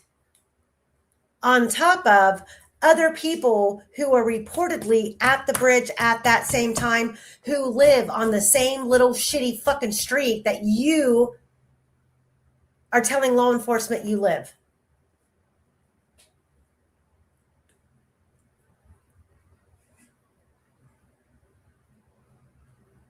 Yeah, $100,000 is a lot of money. I mean, I'm sure. But it's not that.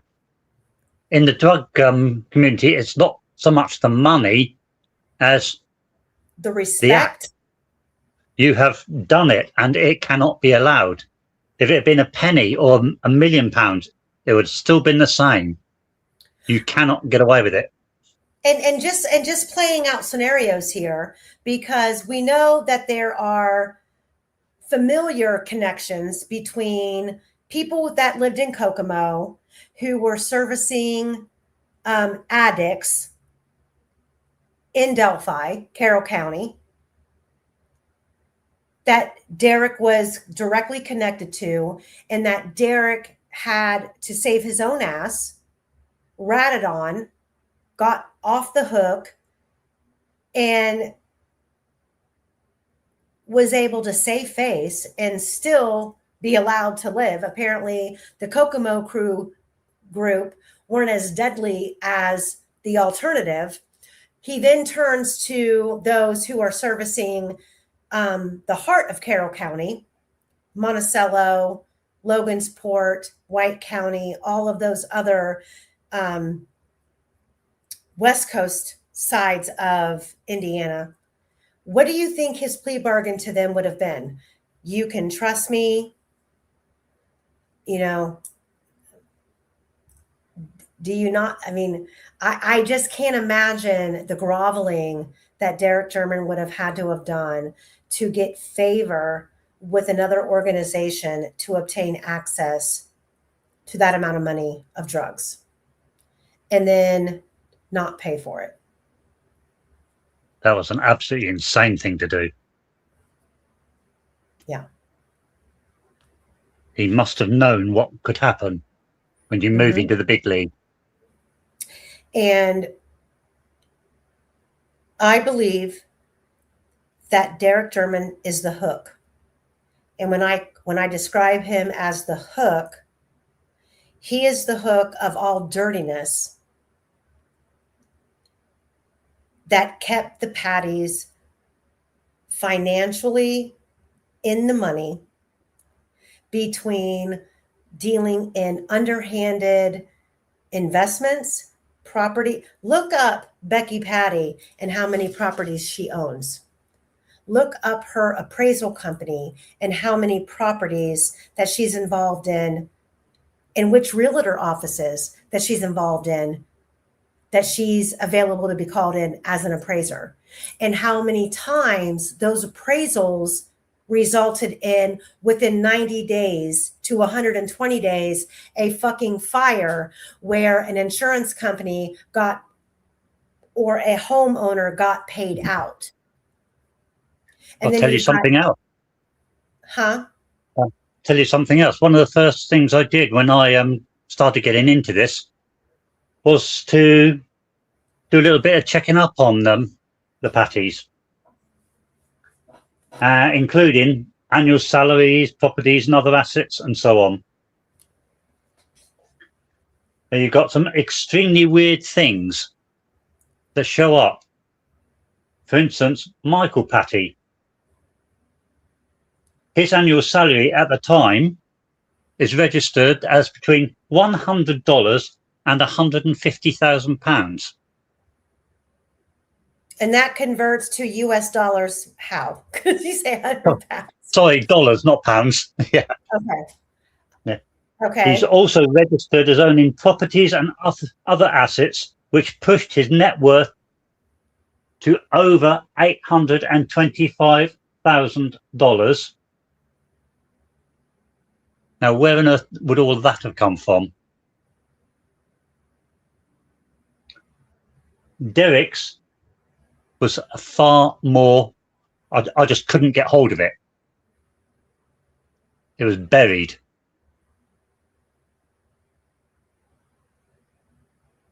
But I can't see Mike Patty making up to $150,000 working in a car manufacturer's Well, he worked for Caterpillar, which is like a construction, construction company. Do they pay $150,000 a year to their workers? I mean, maybe if he was high up in the company, but I don't believe that his income would be enough alone to have the money to qualify to buy all of the properties listed under Becky Patty's name. And if you're dealing in residential houses where they're sitting empty, and for example, the Flora house, someone comes in as a favor to you, the homeowner, the property owner, or the investment company, because nowadays, I mean, even back in 2017, who knows how things were being, how the transactions were happening. So let's say there's a property sitting on the corner in Flora, and you've got an investor who buys the property, and the investor calls a friend and says, hey, I need you to come out and appraise the property. And, obviously as a favor, you want you want the person who's going to come out and do the assessment to give you a a great return. You want your house, your property appraised in the higher category, because normally what happens when you have a house appraised, it's going to be based on your neighborhood and what the selling value of the properties around you are. So even if you own a fucking trash heap, you still can qualify and be appraised to be in the middle range. But if you have a friend who's going to come out and do the appraisal, they're going to estimate the property value at a higher level and bring you in at the top notch bracket. And then once you have that appraisal, it then goes into your insurance company where you're getting the property valued for insurance with all of the, fire, water damage, natural disaster, yada, yada, yada. And then you rent it to a low class family for a cheap amount of money. And then shortly after, the house miraculously catches fire. You have no idea the favors that can be paid out on the side,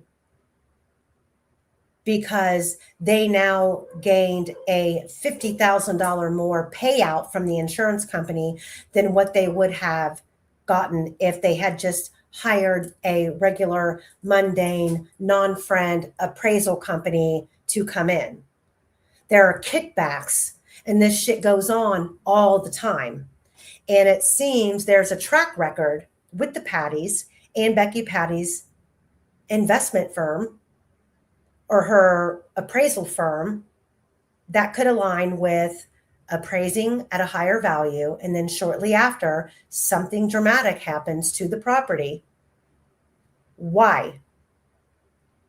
If she's not getting a kickback from her friends, why? What other financial gain does she have to go in and appraise at a higher value than what the property is really worth?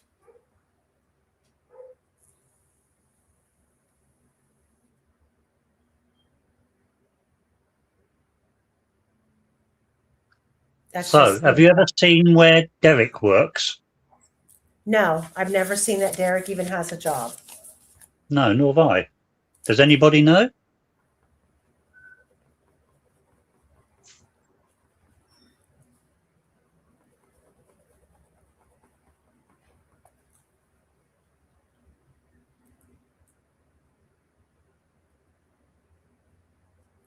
Oh, Free Ricky Bay says the last that she heard, Kelsey is working for Grandma Bex. Probably. So we're not, Quester, we're not going to get through. We'll have to do a part 3 to get through the other 9 pages of this document. But I do have a story to tell if you're interested. Yep.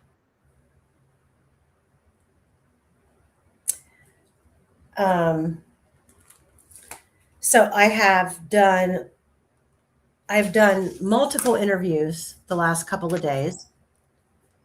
And one of them, I can't say her name because she knows who she is. She's in the chat. She brought this to my attention. If you guys feel the need to go track it down, by all means, go do it. Let me get my notes because I have tons of pages of notes here.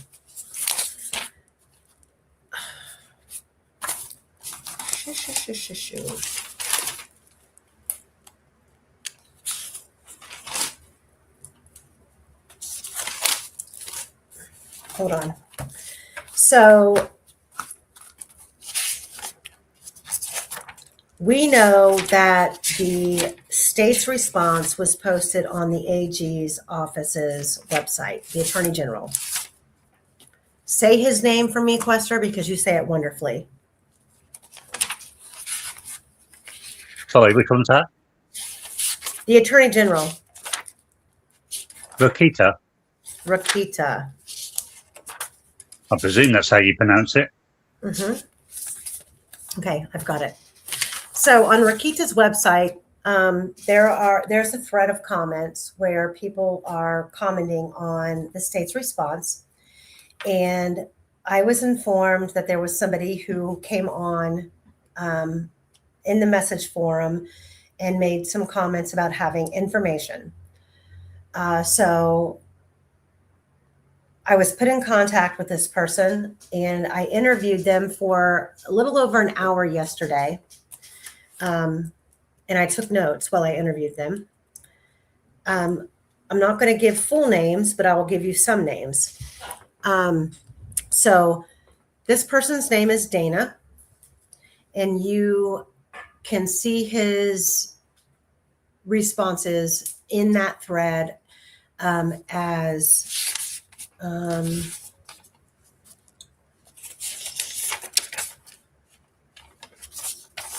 Allied Pest Control.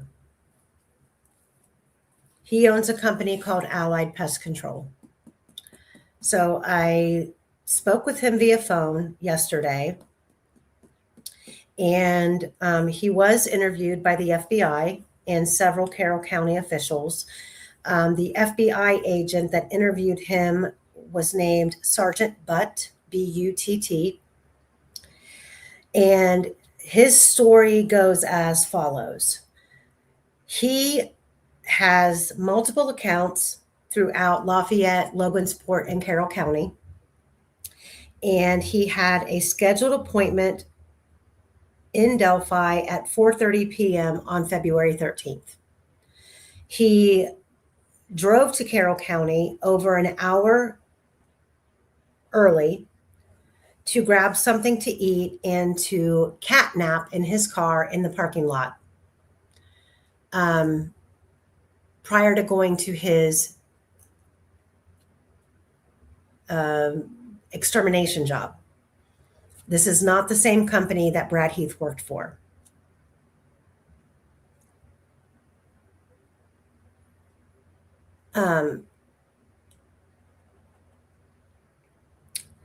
So he's 1 hour early going to a job at a residence that's owned by the last name Designer. While he's sitting in the parking lot of the McDonald's and Dairy Queen, which, by the way, he had gone through the Dairy Queen drive-thru to get food, and he had a receipt. He claims that he saw Abby and Libby. And I'm going to tell you why at the end of this story that's not who I believe he saw. However, he's adamant that he saw Abby and Libby. He says he's sitting at 421 near the McDonald's, Dairy Queen, and Pizza Hut. He's sitting in the parking lot, and he sat there numerous times over his course of serving his contracts in the area. And he said there's hell of a bunch of surveillance cameras in that area on all the buildings. And he said if law enforcement wanted to know or see anything that was going on in that area, they had complete access to that area because there was a shit ton of cameras. His words, not mine. He said the blonde and the redhead. Redhead. Mm-hmm. Abby and Libby, which he swears to God that's who he saw. He said the redhead had on a lightweight gray jacket. I'm reading word for word here, not making this up. And just for you guys, because I love you all, because this story is very intriguing, I'm going to call him back and get it recorded. And I think that he will be very happy with that because he says no one's listened to him. But he said there was a redhead and a blonde. The redhead was wearing a light gray jacket, and she was wearing cream-colored Valentine's Day glasses. The frames were cream. The lenses around the eyes were heart-shaped, and he called them Valentine's Day glasses. And he first saw these two girls at 3:20. Heidi, shut your mouth. Bingo. He first saw these two girls at 3:20. He's still sitting in his car trying to doze off because he's over an hour early. He's waiting to head to his job, and he's just sitting there. He went through the Dairy Queen drive-through, got something. He didn't tell me what he got to eat, and he pulled into the front of the front of the parking lot facing the street and parked. Around 4 p.m., he's getting ready to leave, and he sees these two same girls run across the road in front of McDonald's.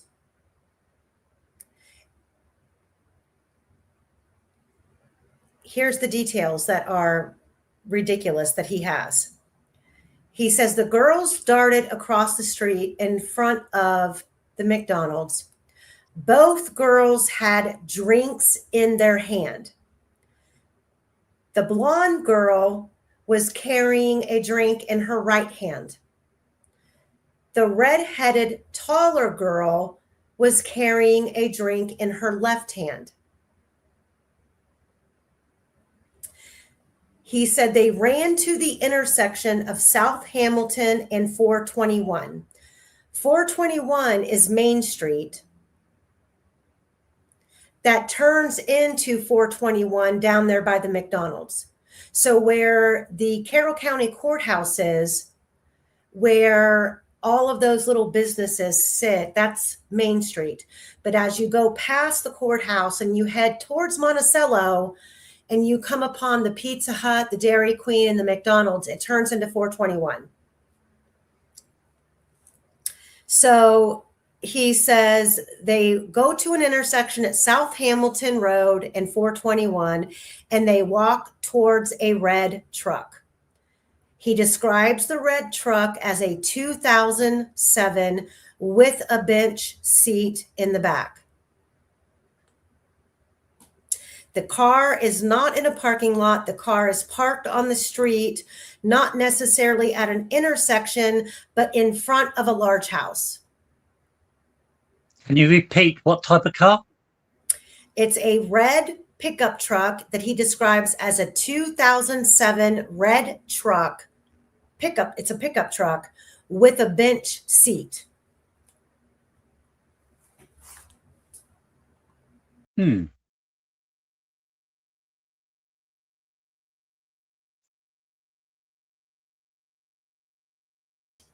So he says the girls approach the truck.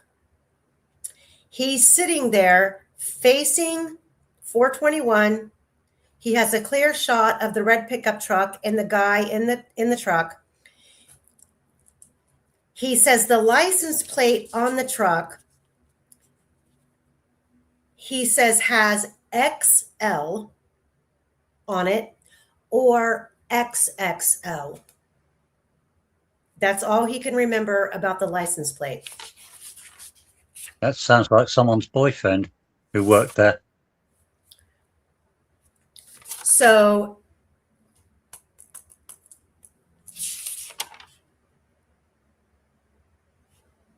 he says the guy, the guy in the truck had very good hair. Unruly, these are my notes, like literally. Unruly hair with no part in the middle, and the hair came down over his forehead. And he was not white. He had darker skin, but he wasn't black. Well, that would be someone's boyfriend. And he had dark circles under his eyes.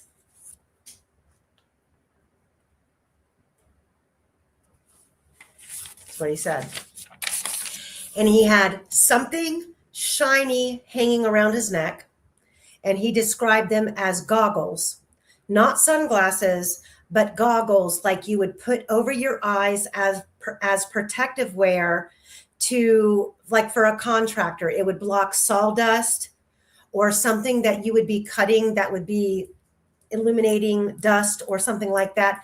It was like goggles that hung around his neck with a strap that appeared to be shiny.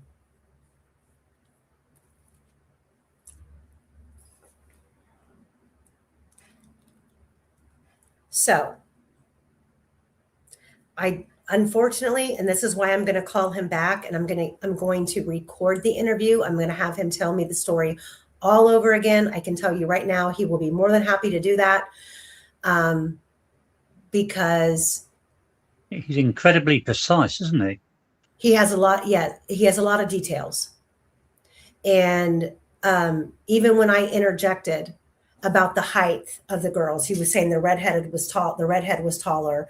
And I tried to correct him, and he was like, I don't care what you tell me. I'm telling you, the redhead was taller.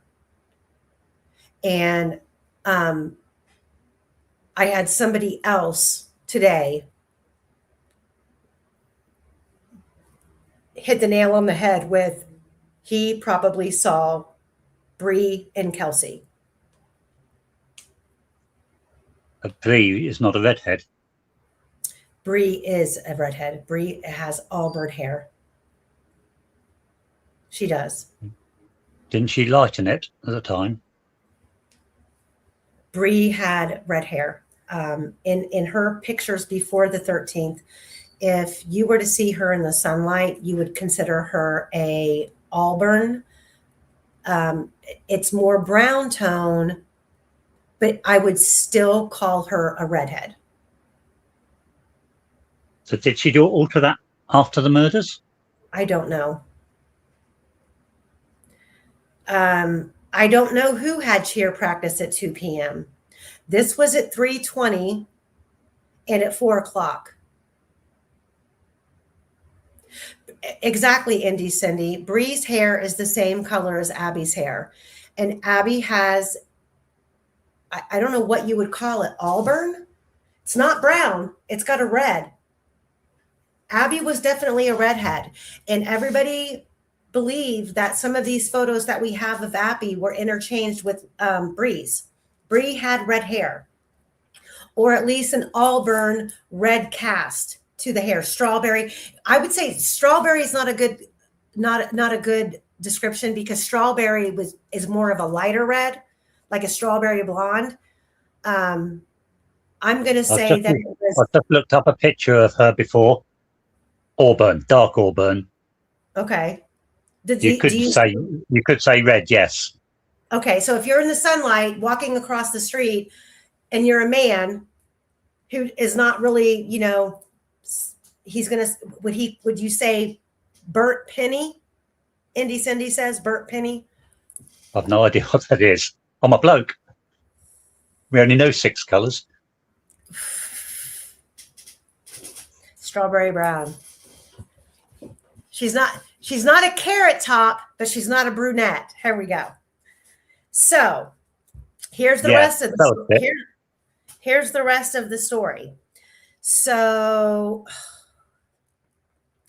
the guy had something hanging around his neck, like a protective set of goggles that, probably have like that rainbow effect when you put them on. It's like, I don't know what you call it. Illuminates. They weren't glasses. They weren't sunglasses. They were like goggles that would protect his eyes. So he then goes on to his job. He does that job that day. And I believe that is at Mr. Designer's house. I have the address. I'm not going to give it out. So now this is where it gets a little bit muddled, because I didn't catch the date of when he was called back out. But he has another contract in Delphi. And and if I don't want to misspeak. I believe that he spoke to law enforcement after this incident of seeing the girls that he thinks are Abby and Libby. He speaks to law enforcement. My understanding is shortly thereafter, like very shortly after, he went back out to another property that he has a contract on. And that property is located at 4300 North US 421.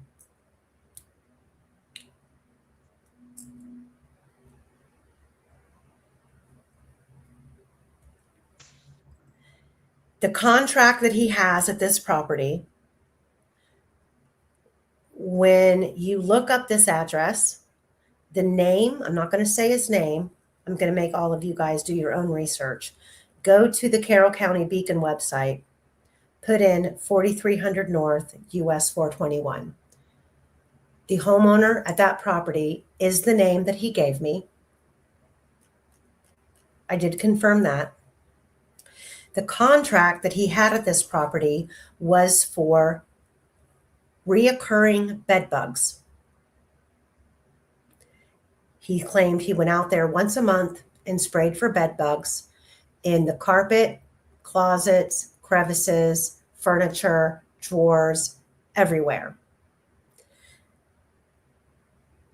He goes out. This is after he speaks to law enforcement. He pulls up to 4300 North 421, and the red pickup truck that he claims he saw the girls go towards and approach on the 13th is parked in the driveway. He says he gets out, he goes to the door, and he knocks. And he says a guy he's never seen before answers the door and introduces himself as the homeowner's son and says this person, he did not get his name, tells him, I am so-and-so, the homeowner's oldest son. I work at Subaru on second shift, and I'm only here to let you in. He said he got a very weird vibe immediately from this dude who's letting him in.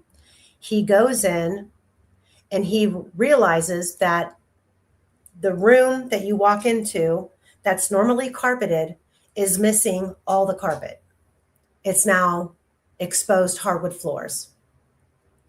And he said there was cat hair all over the hardwood floors because the owner of the home had a bunch of cats. So the carpet is gone. It's now hardwood floors, and there's cat hair all over the floor. And he says that while he's there spraying for bed bugs, he says the guy who let him in gets up and goes into the bathroom. And his thought in his mind at the time was this dude was going to go in the bathroom and get a weapon. That's what he said.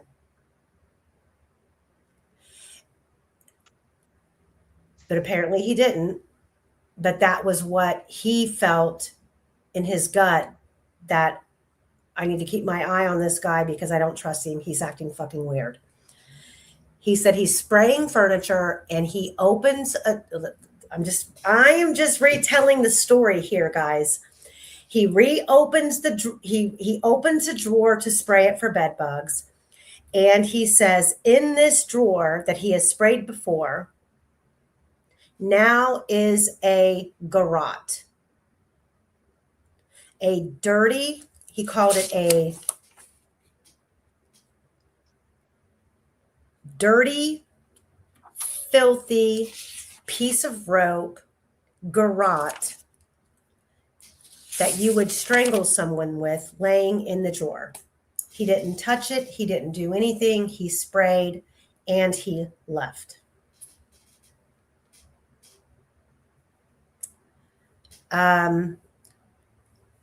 Critical thinker. You know what? That's a good question. I don't know. I don't have it written down that he confirmed that the guy who answered the door was the same guy that he saw in the truck. I'm thinking the answer is yes, but I need to call him back. I need to record the whole thing. And he's more than willing to talk. And he's really frustrated that no one listened to him in the beginning. And he said that when he was done servicing the property, the 4300 North US 421, he went straight to the Carroll County Sheriff's Department. And when he approached an officer and told them why he was there, they took his name and information and they said, you need to speak with the FBI and they'll call you back in 30 days. And he's never heard from them since.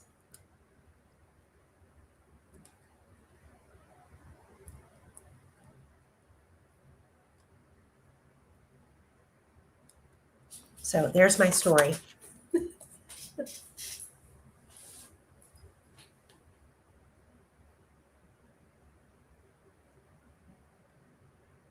Quester, are you there? I'm here. So, I mean, what do you think of that? I don't think that he saw Abby and telling Libby. the truth. I think he's telling the truth about what he saw, but it's a matter of who he saw. And Well, I have a note here. I can't say where I got it from, but apparently Bree, Kelsey, and Chase left their house at 18 minutes past 3 to go to get something to eat. did Chase drive a red truck? I believe he did have a red truck, yes.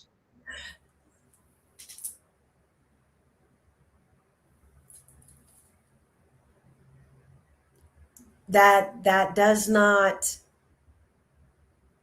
prove innocent or guilt of anyone. It literally just tells you. It positions the 3, which is always does. useful. But never, I don't recall ever. Okay, am I freaking retarded? But did Kelsey ever claim that she was with Bree after she dropped off Abby and Libby? Yes. She claimed did. that they went. Yeah, she claimed that they went to eat. In one of her stories. In the other, I think 3 stories, she didn't say it, but in one of them she did.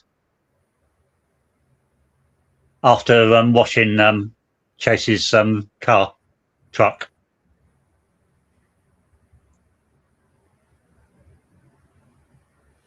Well, you know what? I can ask him. He might want to come on. I just think that I think, he kind of threw in a couple of times, you've got this sixth sense. And he was like, something made me watch these girls walking across the street. I mean, obviously he had no idea that anybody was missing or going to be missing. There was just something about them that, made him pay attention. The Valentine's Day glasses, the red truck, he knew, all of it matched. Later, after the fact, the descriptions of the girls, the redhead, but the fact, and I even told him that, the redhead was not a lot taller than the blonde. And he said, oh, yes, she was. And I knew then he could not be talking about Abby and Libby, but he most definitely could be describing Kelsey and Bree. And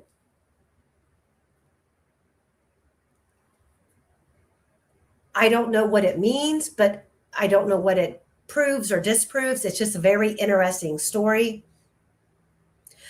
Big J, I just got your text. Amy, my people said the day after the murders, a garrote was used. Well, he blatantly said that in this drawer in this house, there was a garrote. The carpet was removed. There was a bunch of cat hair. We know that there was animal hair on the girls.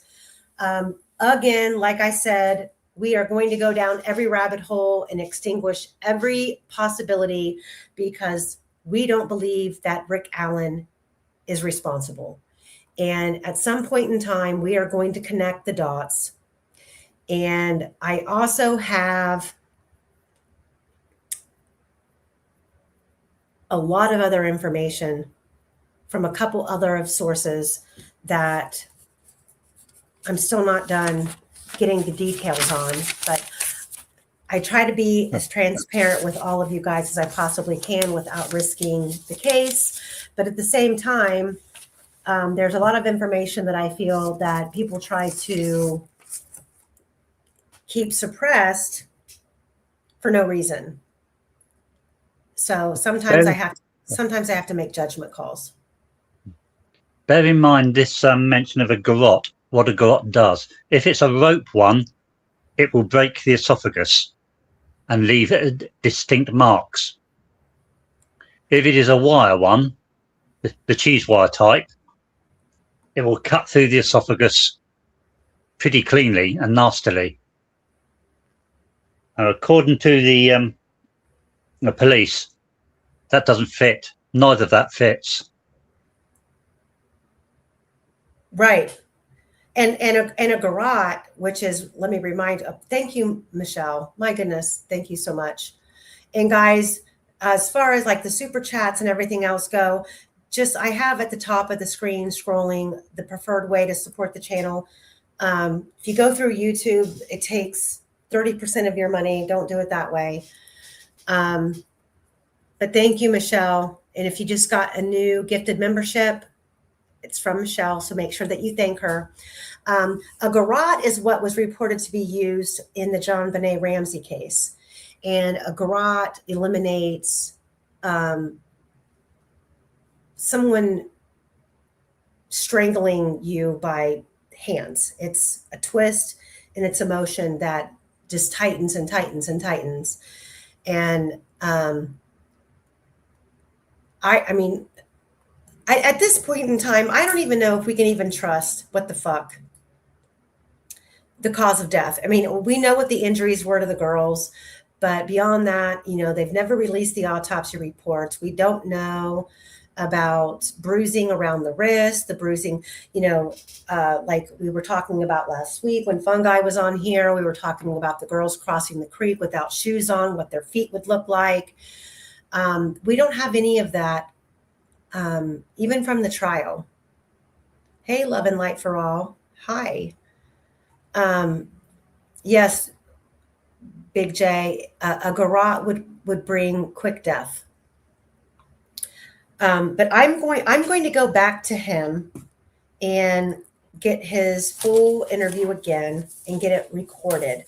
That way, because now that I've done it, now that I've spoken with him, and I kind of have a feel for his mentality. You know, he's kind of a spiritual person, which doesn't make him right or wrong, but he's adamant. I can tell you that, and his details are specific, which is interesting, and his addresses line up, because that was the first thing I did when I got off the phone with him.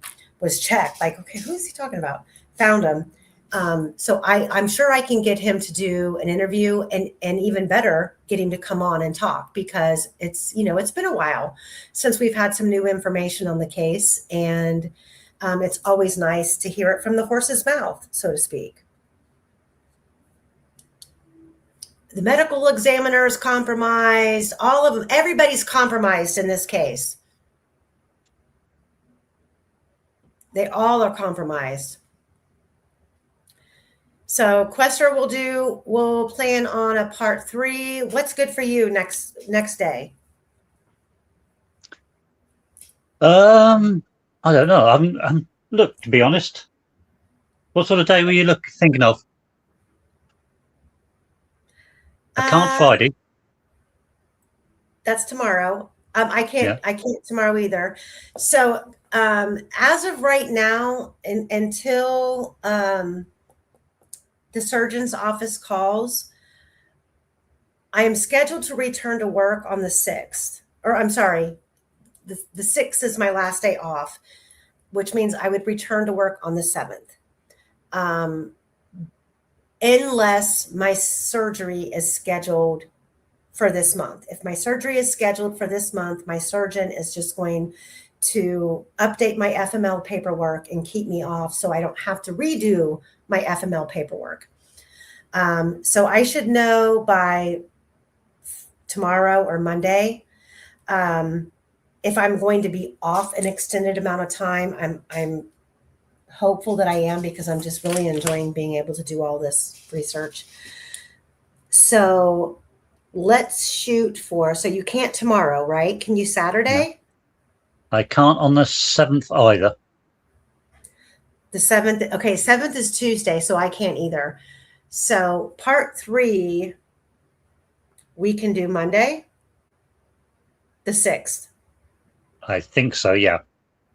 Okay, so we can finish this part 3 on Monday at 1 p.m. I will go ahead and get that thumbnail up. And then between now and then, we need to start working on the 48-hour window timeline. I think it'll take a lot more time than that. Well, yeah, I know we won't be done by Monday the 6th, but if we start now, because everything that we have to go over in part 3, we already have compiled together and done. So this would be beyond part 3. We would be starting to compile the hour by hour from the 12th to the 14th. Easy. What transpired, who was where, what they were doing, what the phone was doing. We've already got it. It's just a matter of compiling it all. And there's probably going to be a bunch of tidbits in there that we've not discussed before publicly that will be very interesting. But I want to do this on the prerequisite that this 48-hour timeline, a defense attorney can take and watch it and listen to it and say, I can use that in a post-conviction case. Yeah. Yeah. Does anyone in the chat know a way of sending a massive picture by email or whatever? And we're talking big, but you must be able to read it and expand it when you receive it.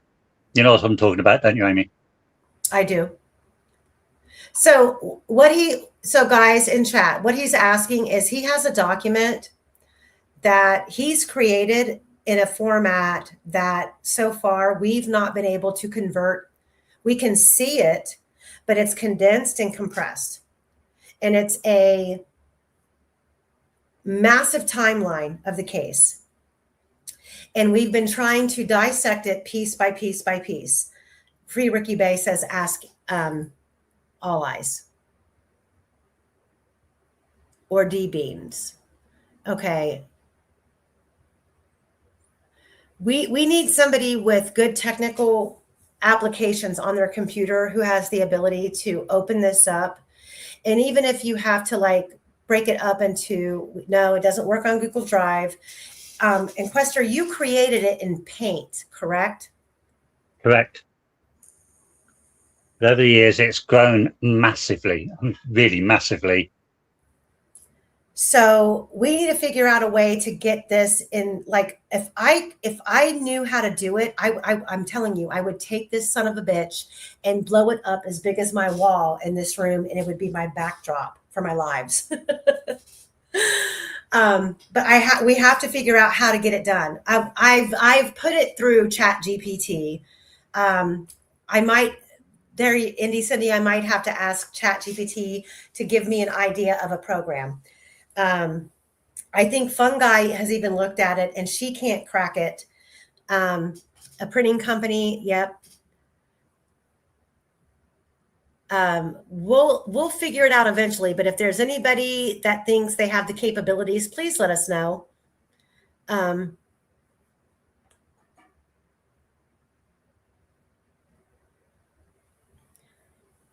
Shay says, I would think his lawyers would. Well, you know what? If his lawyers would respond to anything, Yeah. I would ask them. But, here we are. All right, Quester.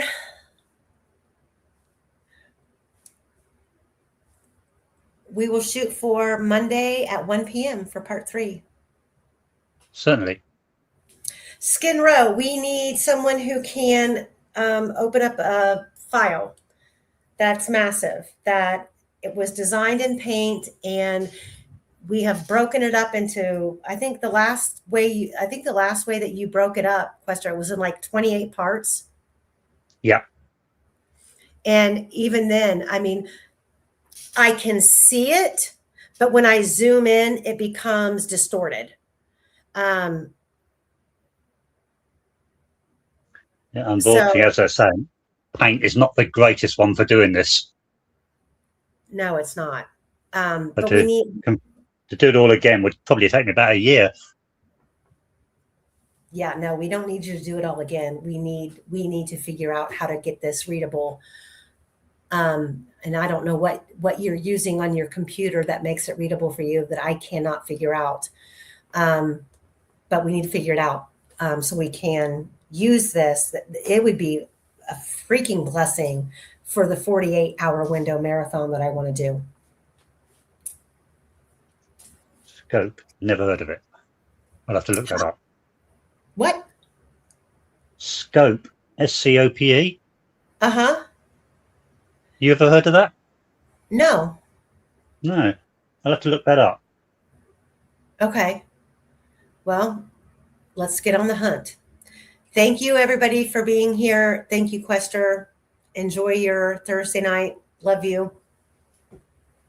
Take care. You too. I'll see you guys later. Bye, guys. Bye.